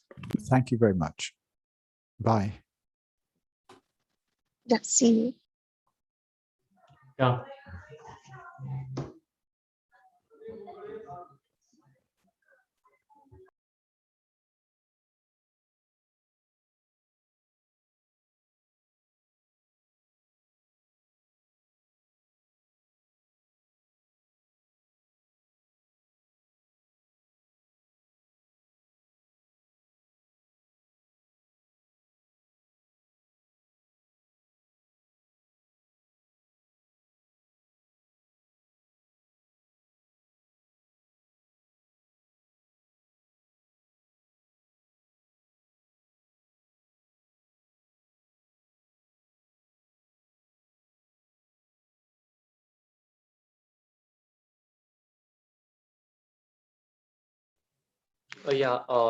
I will take over from now onwards. Thank you. Thank you, Dr. Paul, for your insights. And now it's an open mic session. Sorry, my computer got hanged, so now I am from मैं phone से अभी access कर रहा हूँ. Okay, अगर कोई भी open mic session में कुछ भी एक्टिविटी करना चाहता है तो वो अपना हैंड रेज करे, उन्हें मौका दिया जाएगा.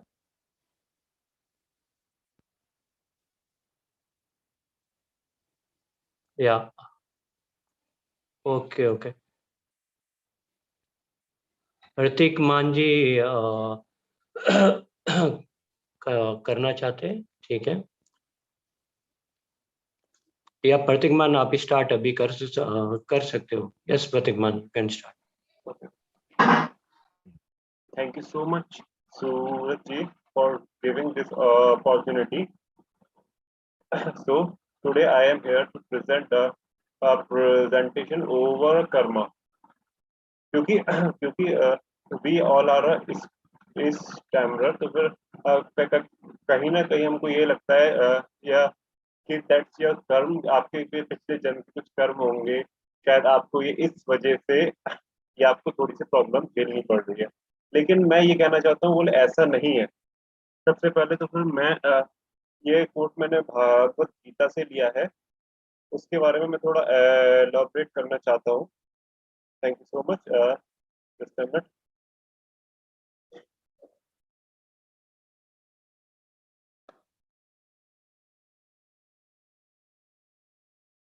मेरी स्क्रीन विजिबल है ना? हाँ जी, हाँ जी, आ रही है.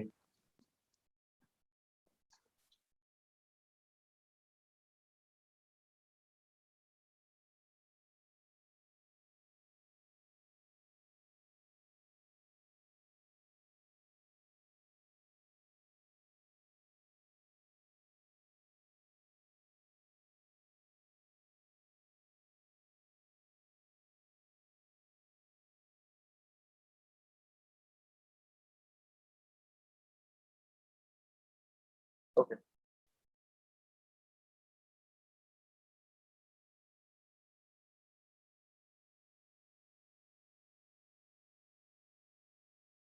तो कर्म क्या है? सबसे पहले कर्म, ये कुछ गीता में कहा है कि ये कोट है कर्म।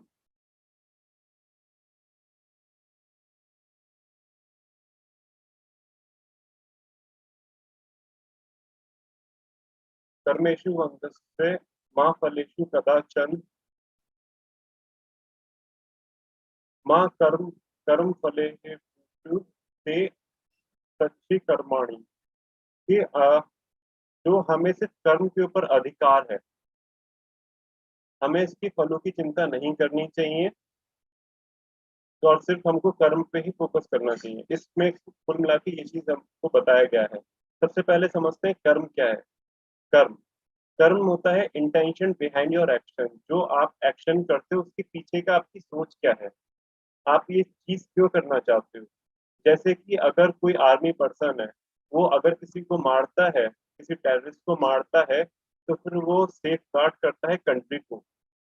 लेकिन कोई टेररिस्ट किसी इनोसेंट को मारता है, तो फिर वो करता है टेरर। तो एक्चुअली में यहाँ पे मार तो दोनों ही रहे हैं, लेकिन जो इनकी इंटेंशन है वो दोनों ही डिफरेंस है। तो इसकी वजह से जो कर्म है वो दोनों का ही भिन्न है। एक अच्छा कर्म कह सकते हैं और एक बुरा कर्म कह सकते हैं। वैसे ही डॉक्टर डॉक्टर जब किसी की टांग को ऑपरेट करता है, तो उसमें क्या होता है कि उसको बचाने के लिए उसकी टांग को ऑपरेट वो करता है, देन उसको पेन देता है। लेकिन अगर हम अगर कोई इसको सिर्फ खुद के लिए, खुद की सेटिस्फेक्शन के लिए दूसरों को हार्म करते हैं, देन वो ठीक नहीं है। यहाँ पे इस इस इस श्लोक में बताया गया है कि हमको कर्म की उसकी फल की चिंता क्यों नहीं करनी चाहिए। फल क्या होगा? Don't bother about the fruit. Fruit यहाँ पे फ्रूट क्या होगा? जो भी आउटकम होगा आपके एक्शन का। क्योंकि बात ये होती है, जो जो भी आपका फल होता है वो सिर्फ आपके कर्म के ऊपर डिपेंड नहीं होता है।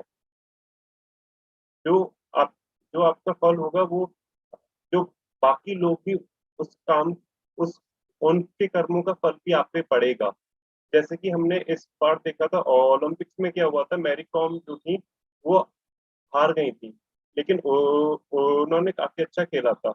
उन्होंने अपना बेस्ट किया था, जो कि हर किसी को देना चाहिए। लेकिन यहाँ पे क्या हुआ, रिजल्ट किससे अफेक्ट हुआ? जो कि उनके कॉम्पिटिटर थे, जो कि जजेस थे, उनका जो कर्म था शायद वो ठीक से नहीं करा।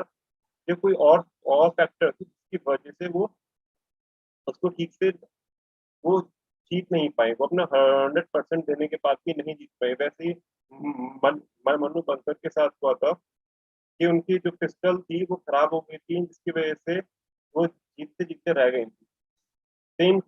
सेम केस होता है जब जब एक गर्ल के साथ दुष्कर्म होता है, रेप होता है, तो फिर लोग समाज ये कहता है, बोले ये इसके कर्मों का फल है। बोले ऐसा नहीं, ये उसके कर्मों का फल नहीं है। ये जो कर्मों का फल है, ये किसके कर्मों का फल है? ये उनके कर्मों का फल है। जिस लड़के ने ये दुष्कर्म किया, ये उसके कर्मों का फल है, जो कि उसको झेलना पड़ा। ये लॉ एंड ऑर्डर का लॉ एंड ऑर्डर जो ठीक तरीके से नहीं है, ये उसका गलत परिणाम है। और कहीं ना कहीं सोसाइटी भी कर्म करती है, मीन वो चुप रहती है। तो चुप रहने की वजह से भी उसको काफी कुछ झेलना पड़ता है। तो फिर ये उसकी वजह से, तो फिर इस वजह से आपके कर्मों का फल सिर्फ आप, ये जरूरी नहीं कि जो आपको फल मिले वो सिर्फ आपके कर्मों का हो, वो औरों के भी कर्मों का होगा। और एक चीज और कि हमको कर्म क्यों करने चाहिए, ये भी एक क्वेश्चन आता है कि हमको स्टैमरिंग से ओवरकम क्यों करना चाहिए। तो ये भी एक क्वेश्चन होता है जो मेरे दिमाग में कई बार आया है। उसके पीछे रीजन ये है क्योंकि अगर हम कुछ नहीं करते हैं, then this is also a karma, क्योंकि कुछ ना करना भी कुछ करने के बराबर होता है।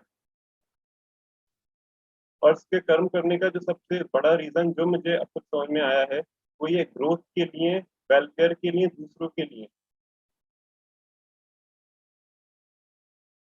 और एक चीज और जो ठहरा हुआ पानी होता है उसमें क्या होता है, उसमें जीवन सड़ जाता है, जीवन खत्म हो जाता है। तो इस वजह से हमको कुछ ना कुछ अच्छे कर्म करते रहने चाहिए।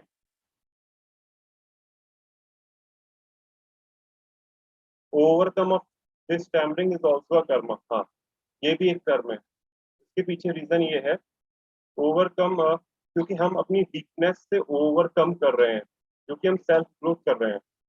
सेल्फ ग्रोथ भी एक अच्छा कर्म है, क्योंकि ग्रोथ बहुत पॉजिटिविटी के लिए होता है।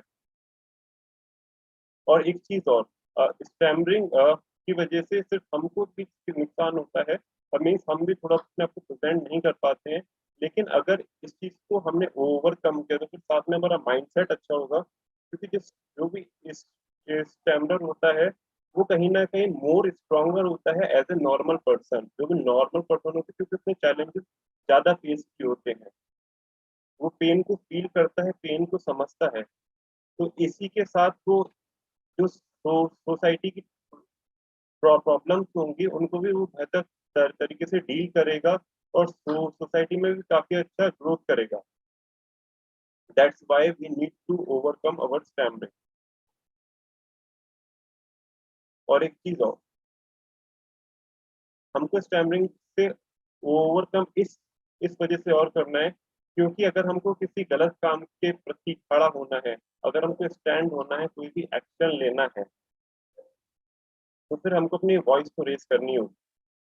अगर हम स्टैमरिंग करते हैं तो फिर हम कहीं ना कहीं हम पीछे हो जाते हैं, क्योंकि हमारे दिमाग में माइंडसेट होता है, यार लोग क्या कहेंगे, ये है वो है, ये प्रॉब्लम होती है। तो फिर इस वजह से हमको इसको ओवरकम करना है। इसके स्टैमरिंग का मीन्स ये नहीं है कि आपकी फ्लुएंसी, जो कि आज काफी बार बताया है, स्टैमरिंग का मीन्स है आपकी शाइनेस, आपके अंदर डिप्रेशन जो है, आपके अंदर गिल्ट, इस चीज से हमको ओवरकम करना है।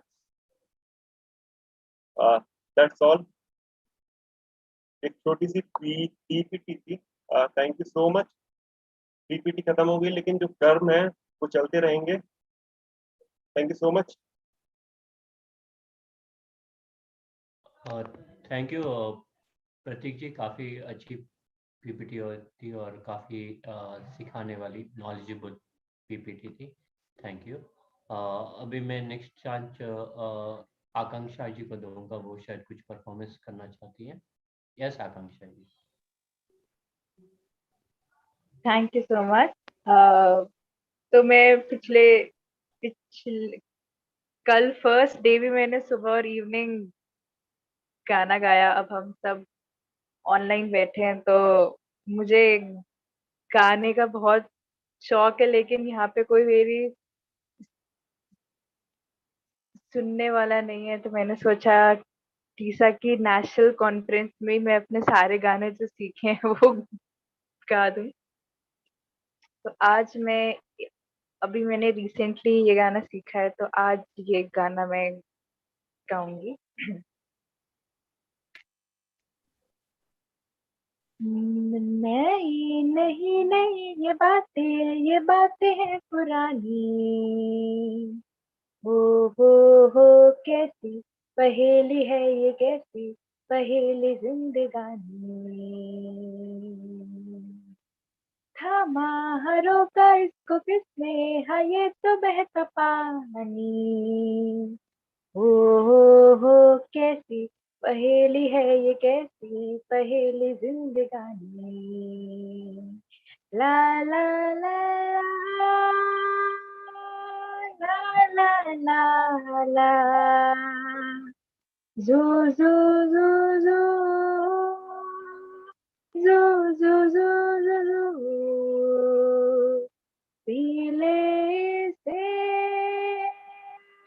इसमें नशा, जिसने पिया वो गम में भी हंसा, पल में हंसाए और पल में रुलाए ये कहानी। हो कैसी पहेली है ये, कैसी पहेली जिंदगानी। थामा हरों का इसको किससे, हाँ ये तो बहता पानी। वो कैसी पहेली है ये कैसी पहेली जिंदगानी, ला ला ला ला ला ला ला ला, जू जू जू जू जू जू जू जू जू, आँखों में घर सपना नया, आंसू तेरा एक मोती है बना, तुम्ही नजर पे जैसे सोनी ये छाओ हो सुहानी, हो कैसी पहेली है ये कैसी पहेली जिंदगानी, थामा हरों का इसको किसने, हाँ ये तो बहता पानी, हो कैसी, ओ हो कैसी पहेली जिंदगानी, नहीं नहीं नहीं ये बातें हैं पुरानी, हो कैसी पहेली है ये कैसी पहेली जिंदगानी।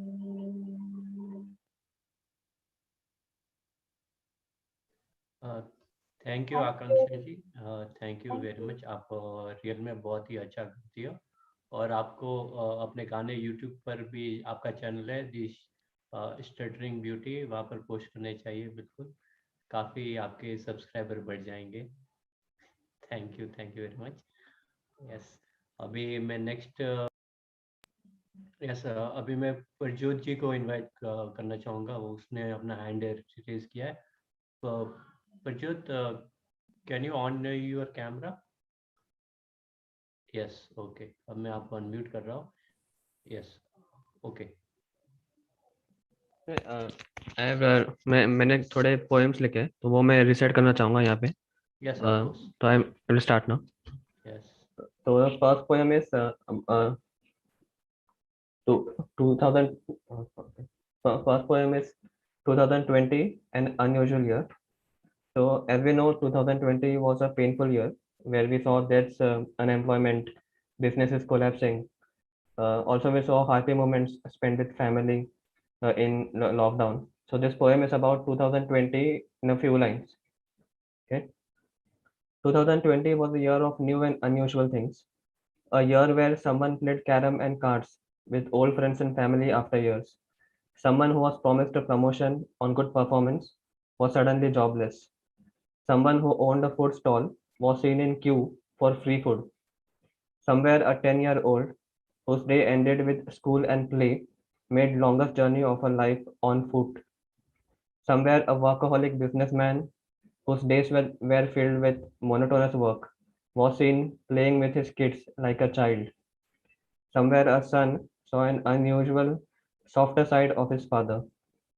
Somewhere a medical student who hated studying found value and purpose in his work to save the world.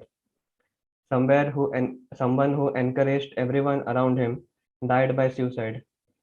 Somewhere bustling and bright cities became silent and void. Somewhere a sanitation worker suddenly felt appreciated and loved for his work. Somewhere a doctor was happy and scared at the same time to go back to his family after days of exhaustive duty. Somewhere someone lost his job but found his passion in a small food stall he had set up. Somewhere someone who lacked value in his life found true joy in helping the unfortunate. Thanks. The next poem is about chai or tea. So we Indians are obsessed with our beloved chai. Moments spent with office friends and family, having casual gupshup over chai are priceless. This poem is about chai and its magic. Okay. बैठ जाता हूँ चाय के दुकान पर अक्सर, क्योंकि मुझे अपनी चाय अच्छी लगती है। हर एक चुस्की में जादू है इसकी, असल में जादू तो इसके बनने से लेकर जबान तक है। वो पानी का धीमी आंच पर मचलना, फिर चाय पत्ती, इलायची और अदरक का उसकी रूह में घुल जाना, थोड़ा दूध और थोड़ी चीनी छोड़ जाए अपनी थोड़ी सी मिठास को, और फिर जो महक आती है ना चाय में, ये ले जाती है दिल को हल्की सी मदहोशी में। कैंटीन की गॉसिप हो या सुबह पापा का अखबार हो, उस भूखे मजदूर का छोटा सा ब्रेक हो या कोई बिजनेस मीटिंग हो, दिनों बाद दोस्तों से मिलना हो या संडे शाम का फैमिली टाइम हो, हर मकाम पर है इसका साथ। इसकी हर चुस्की में है रूह को रिफ्रेश कर देने वाली बात। इसकी हर चुस्की सीधा दिमाग को छू लेती है, हर एक पल के होने का एहसास दिलाती है। तो फिर कटती रहेगी जिंदगी यूं ही चुस्कियों में, कभी दोस्तों के साथ गपशप करते हुए, तो कभी तेज बारिश के सुहाने मौसम का मजा उठाते हुए, क्योंकि इसी के साथ जिंदगी की ये रेल है पूरी। इसके बिना ये छोटी सी जिंदगी भी है कितनी अधूरी। बैठ जाता हूँ चाय की दुकान पर अक्सर, क्योंकि मुझे अपनी चाय अच्छी लगती है। नेक्स्ट पोएम इज अबाउट अब किसी बात का अफसोस नहीं। Very often in life, we regret and worry about our failures. We end up comparing our life with others who are more successful. We give up on our dreams when faced with struggle and failures. This poem is about hanging on when life becomes hard and in tough times. अब किसी बात का अफसोस नहीं। जिंदगी एक सफर है, कोई मंजिल नहीं। कुछ कोशिशों से हार जाऊं, इतना मैं कमजोर नहीं। थोड़ा थक गया हूं बस, अभी मैं मरा नहीं। फिर सुबह होगी, फिर लगूंगा दौड़ में। हार जीत का पता नहीं, लेकिन दौड़ दौड़ अधूरी छोड़ूं, ये मुझे मंजूर नहीं। कल की बातों को जला चुका हूं मैं, किताब के वो पन्ने फाड़ चुका हूं मैं। आज आशा के कलम से एक नई कहानी लिखूंगा। गलतियां हो गई तो भी कोई बात नहीं। अब छोड़ चुका हूं करना खुद की दूसरों से तुलना। जान चुका हूं कि हम सब निराले हैं, और मैं भी उनसे कुछ कम नहीं। मेरा भी वक्त आएगा आज नहीं तो कल, क्योंकि अब हर सोच में, शरीर की हर नस में एक ही लक्ष्य है हर पल। इसलिए अब किसी बात का अफसोस नहीं। जिंदगी एक सफर है, कोई मंजिल नहीं। Next poem is it is English. My poem, sorry. Next poem is My Heart is But a Child. As we grow older, we leave our childish hearts behind. Yet no matter what age we are, the child in us is always alive. This poem is about our heart and its childishness. Still dives deep in the oceans of curiosity. Still wanders happily in the forest of pleasant dreams. Still indecisive and confused in simple things. My heart is but a child, curious and a dreamer. With you opens up freely, jumps like crazy, runs aimlessly, much like a butterfly is with a flower. My heart is but a child, crazy and filled with love. Still scared of little harmless things, still goes deep in useless negative thoughts, still feels heavier when hurt, like earth bearing the mighty mountains, still feels terrible after hurting someone. My heart is but a child, innocent and naive. They say, I am an adult now, that responsibilities should overpower craziness, that being realistic should replace dreaminess, that seriousness should replace immaturity. But they don't know. It's just the body that grows. Heart is still a child. The last one is this. Their hero. When we believe in ourselves, nothing is impossible to achieve. This poem is about a cricketer and how he drives his team from losing situation towards victory by believing in his abilities. Let's start. In the dressing room, he sat, not thinking anything, just being, quiet and calm. His team on the verge of losing. He was all ready to go. Next being his turn. Wicket, one more down. He heard a voice. The crowd all sadly quiet. Their home team about to lose. Then came he, standing tall, walking down the stairs, nervous yet confident. The crowd cheered again. The stadium alive again. Their hero had come. Hopes started to rise. 5 in 1 needed, the scoreboard displayed. You can do it. You are their hero. said a voice inside him. But what if I fall, break their hopes, said the real him. But what if you fly, the voice said again. Electrified with confidence, he walked down the ground. On crease he reached. The crowd cheered him, trusted him. The baller stared at him. He stared back. Aggression came in the game. The opponent confident of winning. So was he. The ball was bold. His eyes fixed on the ball. A foot brought forward. Back straight. He hit hard and high, as if the ball went deep in the sky. That was it. 6 it was. He trusted himself and won like a boss. Thank you. Thank you Prajyot ji, it was excellent. सभी की सभी poetry आपकी बहुत ही अच्छी थी, specially 3-4 poetry तो really excellent, awesome. Thank you, thank you Prajyot ji. Next I would like to give chance to Rahul ji. Rahul, आप अपने आप को अनम्यूट आप कर सकते हो।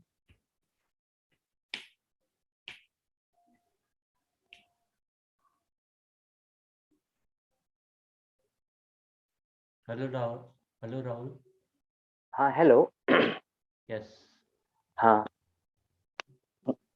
Good afternoon. Good afternoon. हाँ, तो जैसा कि अभी प्रभुजोत की जो कविताएं हैं वो बहुत अच्छी लगी, और उनसे पहले आकांक्षा जी का भी गाना उतना ही अच्छा था। तो आप सबों को मैं सबसे पहले अपना नाम बताना चाहता हूँ। मेरा नाम राहुल कुमार है, और मैं हिंदी में मैं अपनी बातें रखूंगा क्योंकि मैं इसमें कंफर्टेबल हूँ। तो जैसे मैं अपना यात्रा वृतांत सुनाऊंगा, जो भी एक मैंने तीसा के दरमियान मैंने जो सीखा और जो मेरे साथ घटनाएं घटी हैं, और अभी मैं जो कुछ भी हूँ मैं बोल पा रहा हूँ, वो सारा तीसा का ही दिया हुआ है। और मैंने जैसे देखा उसमें कि ये दिल्ली एसएचजी का ये प्रोग्राम है, तो मैं बहुत लोगों से मिला नहीं हूँ। मैं झारखंड से हूँ, तो लोग मुझे भी नहीं पहचान रहे होंगे। लेकिन मैं पिछले 4-5 कॉन्फ्रेंस में मैं कंटिन्यू पार्टिसिपेट किया हूँ,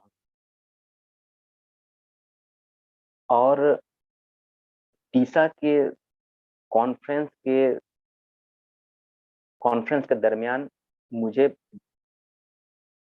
बहुत ऐसे फ्रेंड्स मिले हैं जिनसे मैं फ्रीक्वेंटली बात करता हूँ। जैसे अगर मुझे कभी भी लगता है कि मेरी स्टैमरिंग ज़्यादा हो गई है, तो मैं अपने जिन कॉन्फ्रेंस से मैं जिन दोस्तों से मिला हूँ, मैं उनसे हमेशा बातें करता हूँ, तो वहाँ से मुझे एक पॉजिटिविटी मिलती है।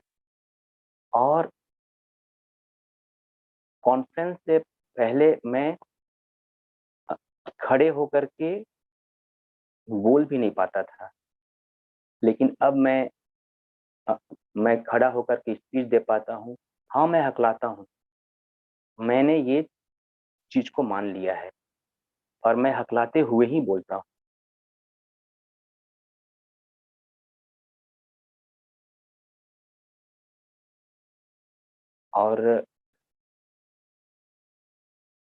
और भी लोग हैं जिनको मौका मिलना चाहिए, तो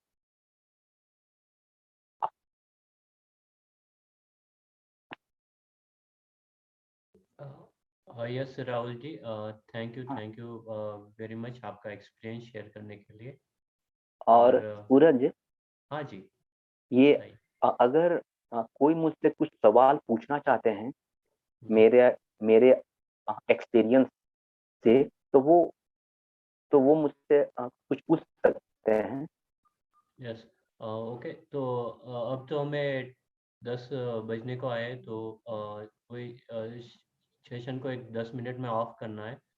तो हम कल आप फिर से ओपन माइक वही सेशन होगा, उसमें आ सकते हैं। अगर कोई आप कुछ भी एक्टिविटी कर सकते हैं, और कुछ किसी का भी कोई सवाल हो तो उधर आपको पूछ सकते हैं, ठीक है? क्योंकि आज हमारा टाइम है, बाउंड है, अराउंड 10 हमें कंप्लीट करना है session. Okay, thank you Rahul ji. और आप अपना ईमेल एड्रेस भी चार्ट में छोड़ सकते हैं। अगर कोई आपको मेल या कोई क्वेश्चन पूछना चाहे तो पूछ सकते हैं। ठीक, थैंक यू राहुल जी। ठीक है, okay Suraj. Next I would like to invite Vineet ji, उन्होंने अपना हैंड रेज किया है। यस यस, आप अपने आप को अनम्यूट कर सकते हो Vineet. Hi Suraj, am I audible? Yes, you are audible. Okay, so I just have a small speech I want to give. So I'll start on that.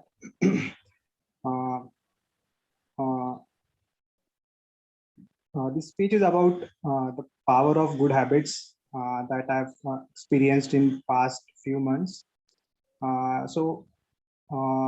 Actually, I won't put any facts or any theories here. I just want to share my own story that I have experienced in past couple of weeks, months. So here I start. Okay. It started few months back. I've inculcated few good habits. First one is I am reading books daily. I try to read a chapter of a book daily. I just start with some book, I complete it, and then I go to next. But that habit has increased positivity and confidence in me to such an extent. I was earlier having as I'm a working individual, so naturally I was having issues in my work setup. I was not able to communicate properly, was not able to put my ideas for first one is the reading habit has increased. I'm more into spiritual books these days, and those have helped me a lot to gain confidence, and the positivity that I'm getting is immense from that. And I'm still able to I still practice that habit. Like I still read books daily, but that doesn't stop there. After reading a book for like 1.5 months, I was able to actually I was kind of underweight, so I also started to work out. So that thing has also been part of me. So from past 2 months, I'm also able to I'm doing workout daily. So that second thing I was able to inculcate into me. And third thing is I was trying to upskill in some of the course that I'm working with. So I was putting off this thing from past 6-7 months. I was not able to have that courage or that kind of motivation to start that thing. But fortunately enough for me, I was able to complete that course. I also started that like 2 months back, and have 100% completed that course. And if earlier Vinith could not do that because I was not that motivated, and I was always lazy. But as I'm into, I mean, as I'm reading daily, so there is some kind of positive push that I get daily. Like before starting my work, I try to read. So I get that push, and entire day that stays with me. And that is not just for my stammering, but other aspect as well. That makes me calm. And when I speak, I get, I'm very calm. And earlier I was speaking in a very, I was just trying to get out of that situation quickly. I was not thinking properly, and the answers that came out of my mouth were not very well framed and not up to the point sometimes. And sometimes that was just making no sense. But these days, I'm very calm. I listen. I mean, the listening ability of me has also increased to an extent, and I mean, reading is the first part that has helped me a lot. And my motive of this speech was uh, I wanted that any one of the participants today, if they try to inculcate a habit of reading some book, then I think, I mean, I would be really glad, and they all can see the benefits of that. So yeah, I think I can conclude on this. Thank you. Thank you so Yeah, much. thank you, Vinitji. Thank you very much. Yes, reading the book is most important and it's a very good habit. Me myself, my life has changed drastically after I read 3 to 4 book on spirituality. So after that, my mindset has completely changed. So I too believe that reading books make you more wiser and better person. Thank you, Viniji. Next, I would like to invite Rohail जी और रोहिल जी आप अपने आप को unmute कर सकते हो. Thank you sir. Sir, सो मैं कुछ ऐसे फनी ट्रिकी क्वेश्चंस पूछूंगा एंड उसका आंसर भी मैं ही दूंगा. बस है ना, बस सबको उसका आंसर गेस करना है. एंड टेंशन मत लीजिएगा कोई. मैं कोई ऐसा जॉब इंटरव्यू टाइप के ट्रिकी क्वेश्चंस नहीं पूछूंगा, ऐसे ही फन वे में. सो फिर मैं 3 से 4 सवाल पूछूंगा. सो मेरा पहला सवाल है कि एक बिल्डिंग में 4 फ्लोर होते हैं. तो उसमें पहले और चौथे फ्लोर में काफी भीषण आग लगती है, काफी बड़ी. तो फिर लोग एम्बुलेंस को बुलाते हैं, एम्बुलेंस फटाफट आती है. फिर वो देखते हैं कि यार ये तो 2 फ्लोर है, अभी किसकी आग पहले बुझाए. तो फिर आप सोच के देखो कि पहले कौन से फ्लोर की आग बुझेंगी. आपके पास कुछ सेकंड्स है. ओके, मैं गेस करना चाहूंगा. हाँ सर. लोगों ने एम्बुलेंस को क्यों फोन किया? सर यही तो ठीक क्वेश्चन था.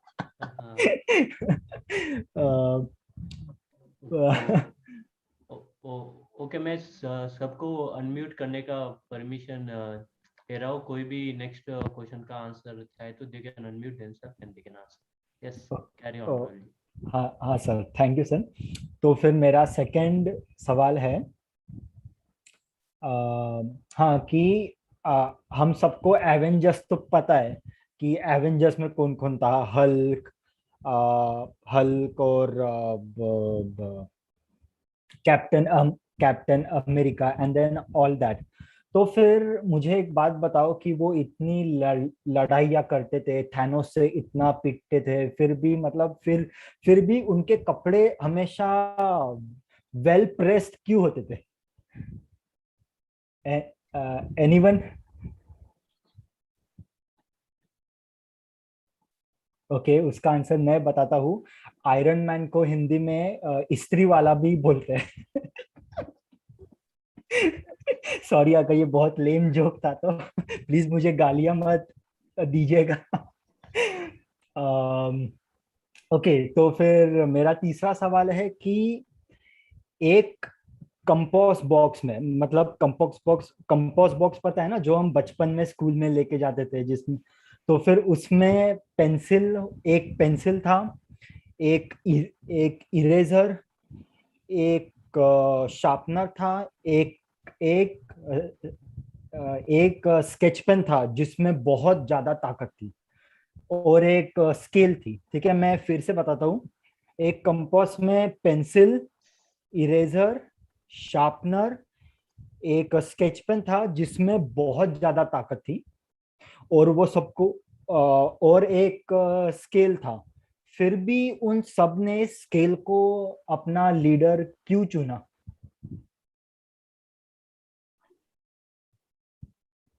क्योंकि स्केल सबसे लंबी होती है।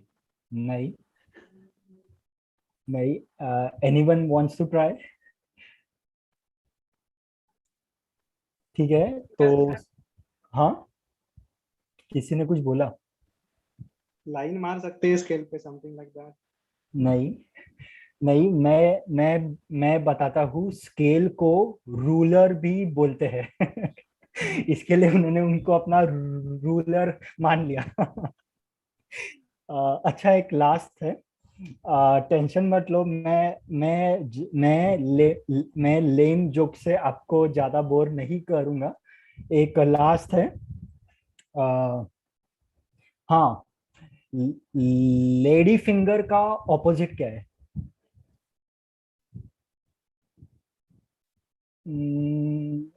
अच्छा थी। हाँ, जेंट फिंगर। क्या? समझा नहीं। जेंट फिंगर। नहीं, नहीं। अच्छा, फिर मैं इसका एक हिंट देता हूँ। ये एक चॉकलेट है। एनीवन? अच्छा, ठीक है। लेडी फिंगर का ऑपोजिट है मेंटोस। मेंटोस। थैंक यू मेरे लेम जोक सुनने के लिए। Thank you Suraj sir. Thank you Rohit ji, काफ़ी अच्छे जोक थे और काफ़ी लेम जोक थे, लेकिन काफ़ी मज़ा आया। Thank you very much. तो अपना टाइम हो गया है। 10 वॉज द लास्ट टाइम। 10 होने को आया। सो हम ऑफिशियली मीटिंग आज की इधर ही करते हैं वाइंड अप। कल फिर से होगी। That was the third day. That will be third day. 8 AM से स्टार्ट होगी। So kindly join. And I thank everybody, especially Amit ji अभी भी है। Thank you, Amit ji, for attending the meeting. Or It's an absolute pleasure to be here. This is my second day. I'm having a blast. Thank you so much. Yeah, awesome. Yes, yes. And मुझे भी TISA में join हुए. It's been just 12 months, but this is my first national conference, and I felt amazing. Wow, इतने बड़ी family है TISA की, because इससे पहले I have never seen that many people coming together and actively participating. तो I really काफ़ी अच्छा लगता है कि हम ऐसी फैमिली के पार्ट है जो इतनी बड़ी और इतने डिफरेंट टाइप से, इतने डिफरेंट बैकग्राउंड से पीपल है, और उन्होंने सब में अपने अपने लाइफ में कुछ ना कुछ हासिल किया है और सभी बहुत ही अच्छा करते हैं। Thank you everybody, and good night, bye, take care, okay, see you tomorrow. Thank you, CSU, sir. Thank you.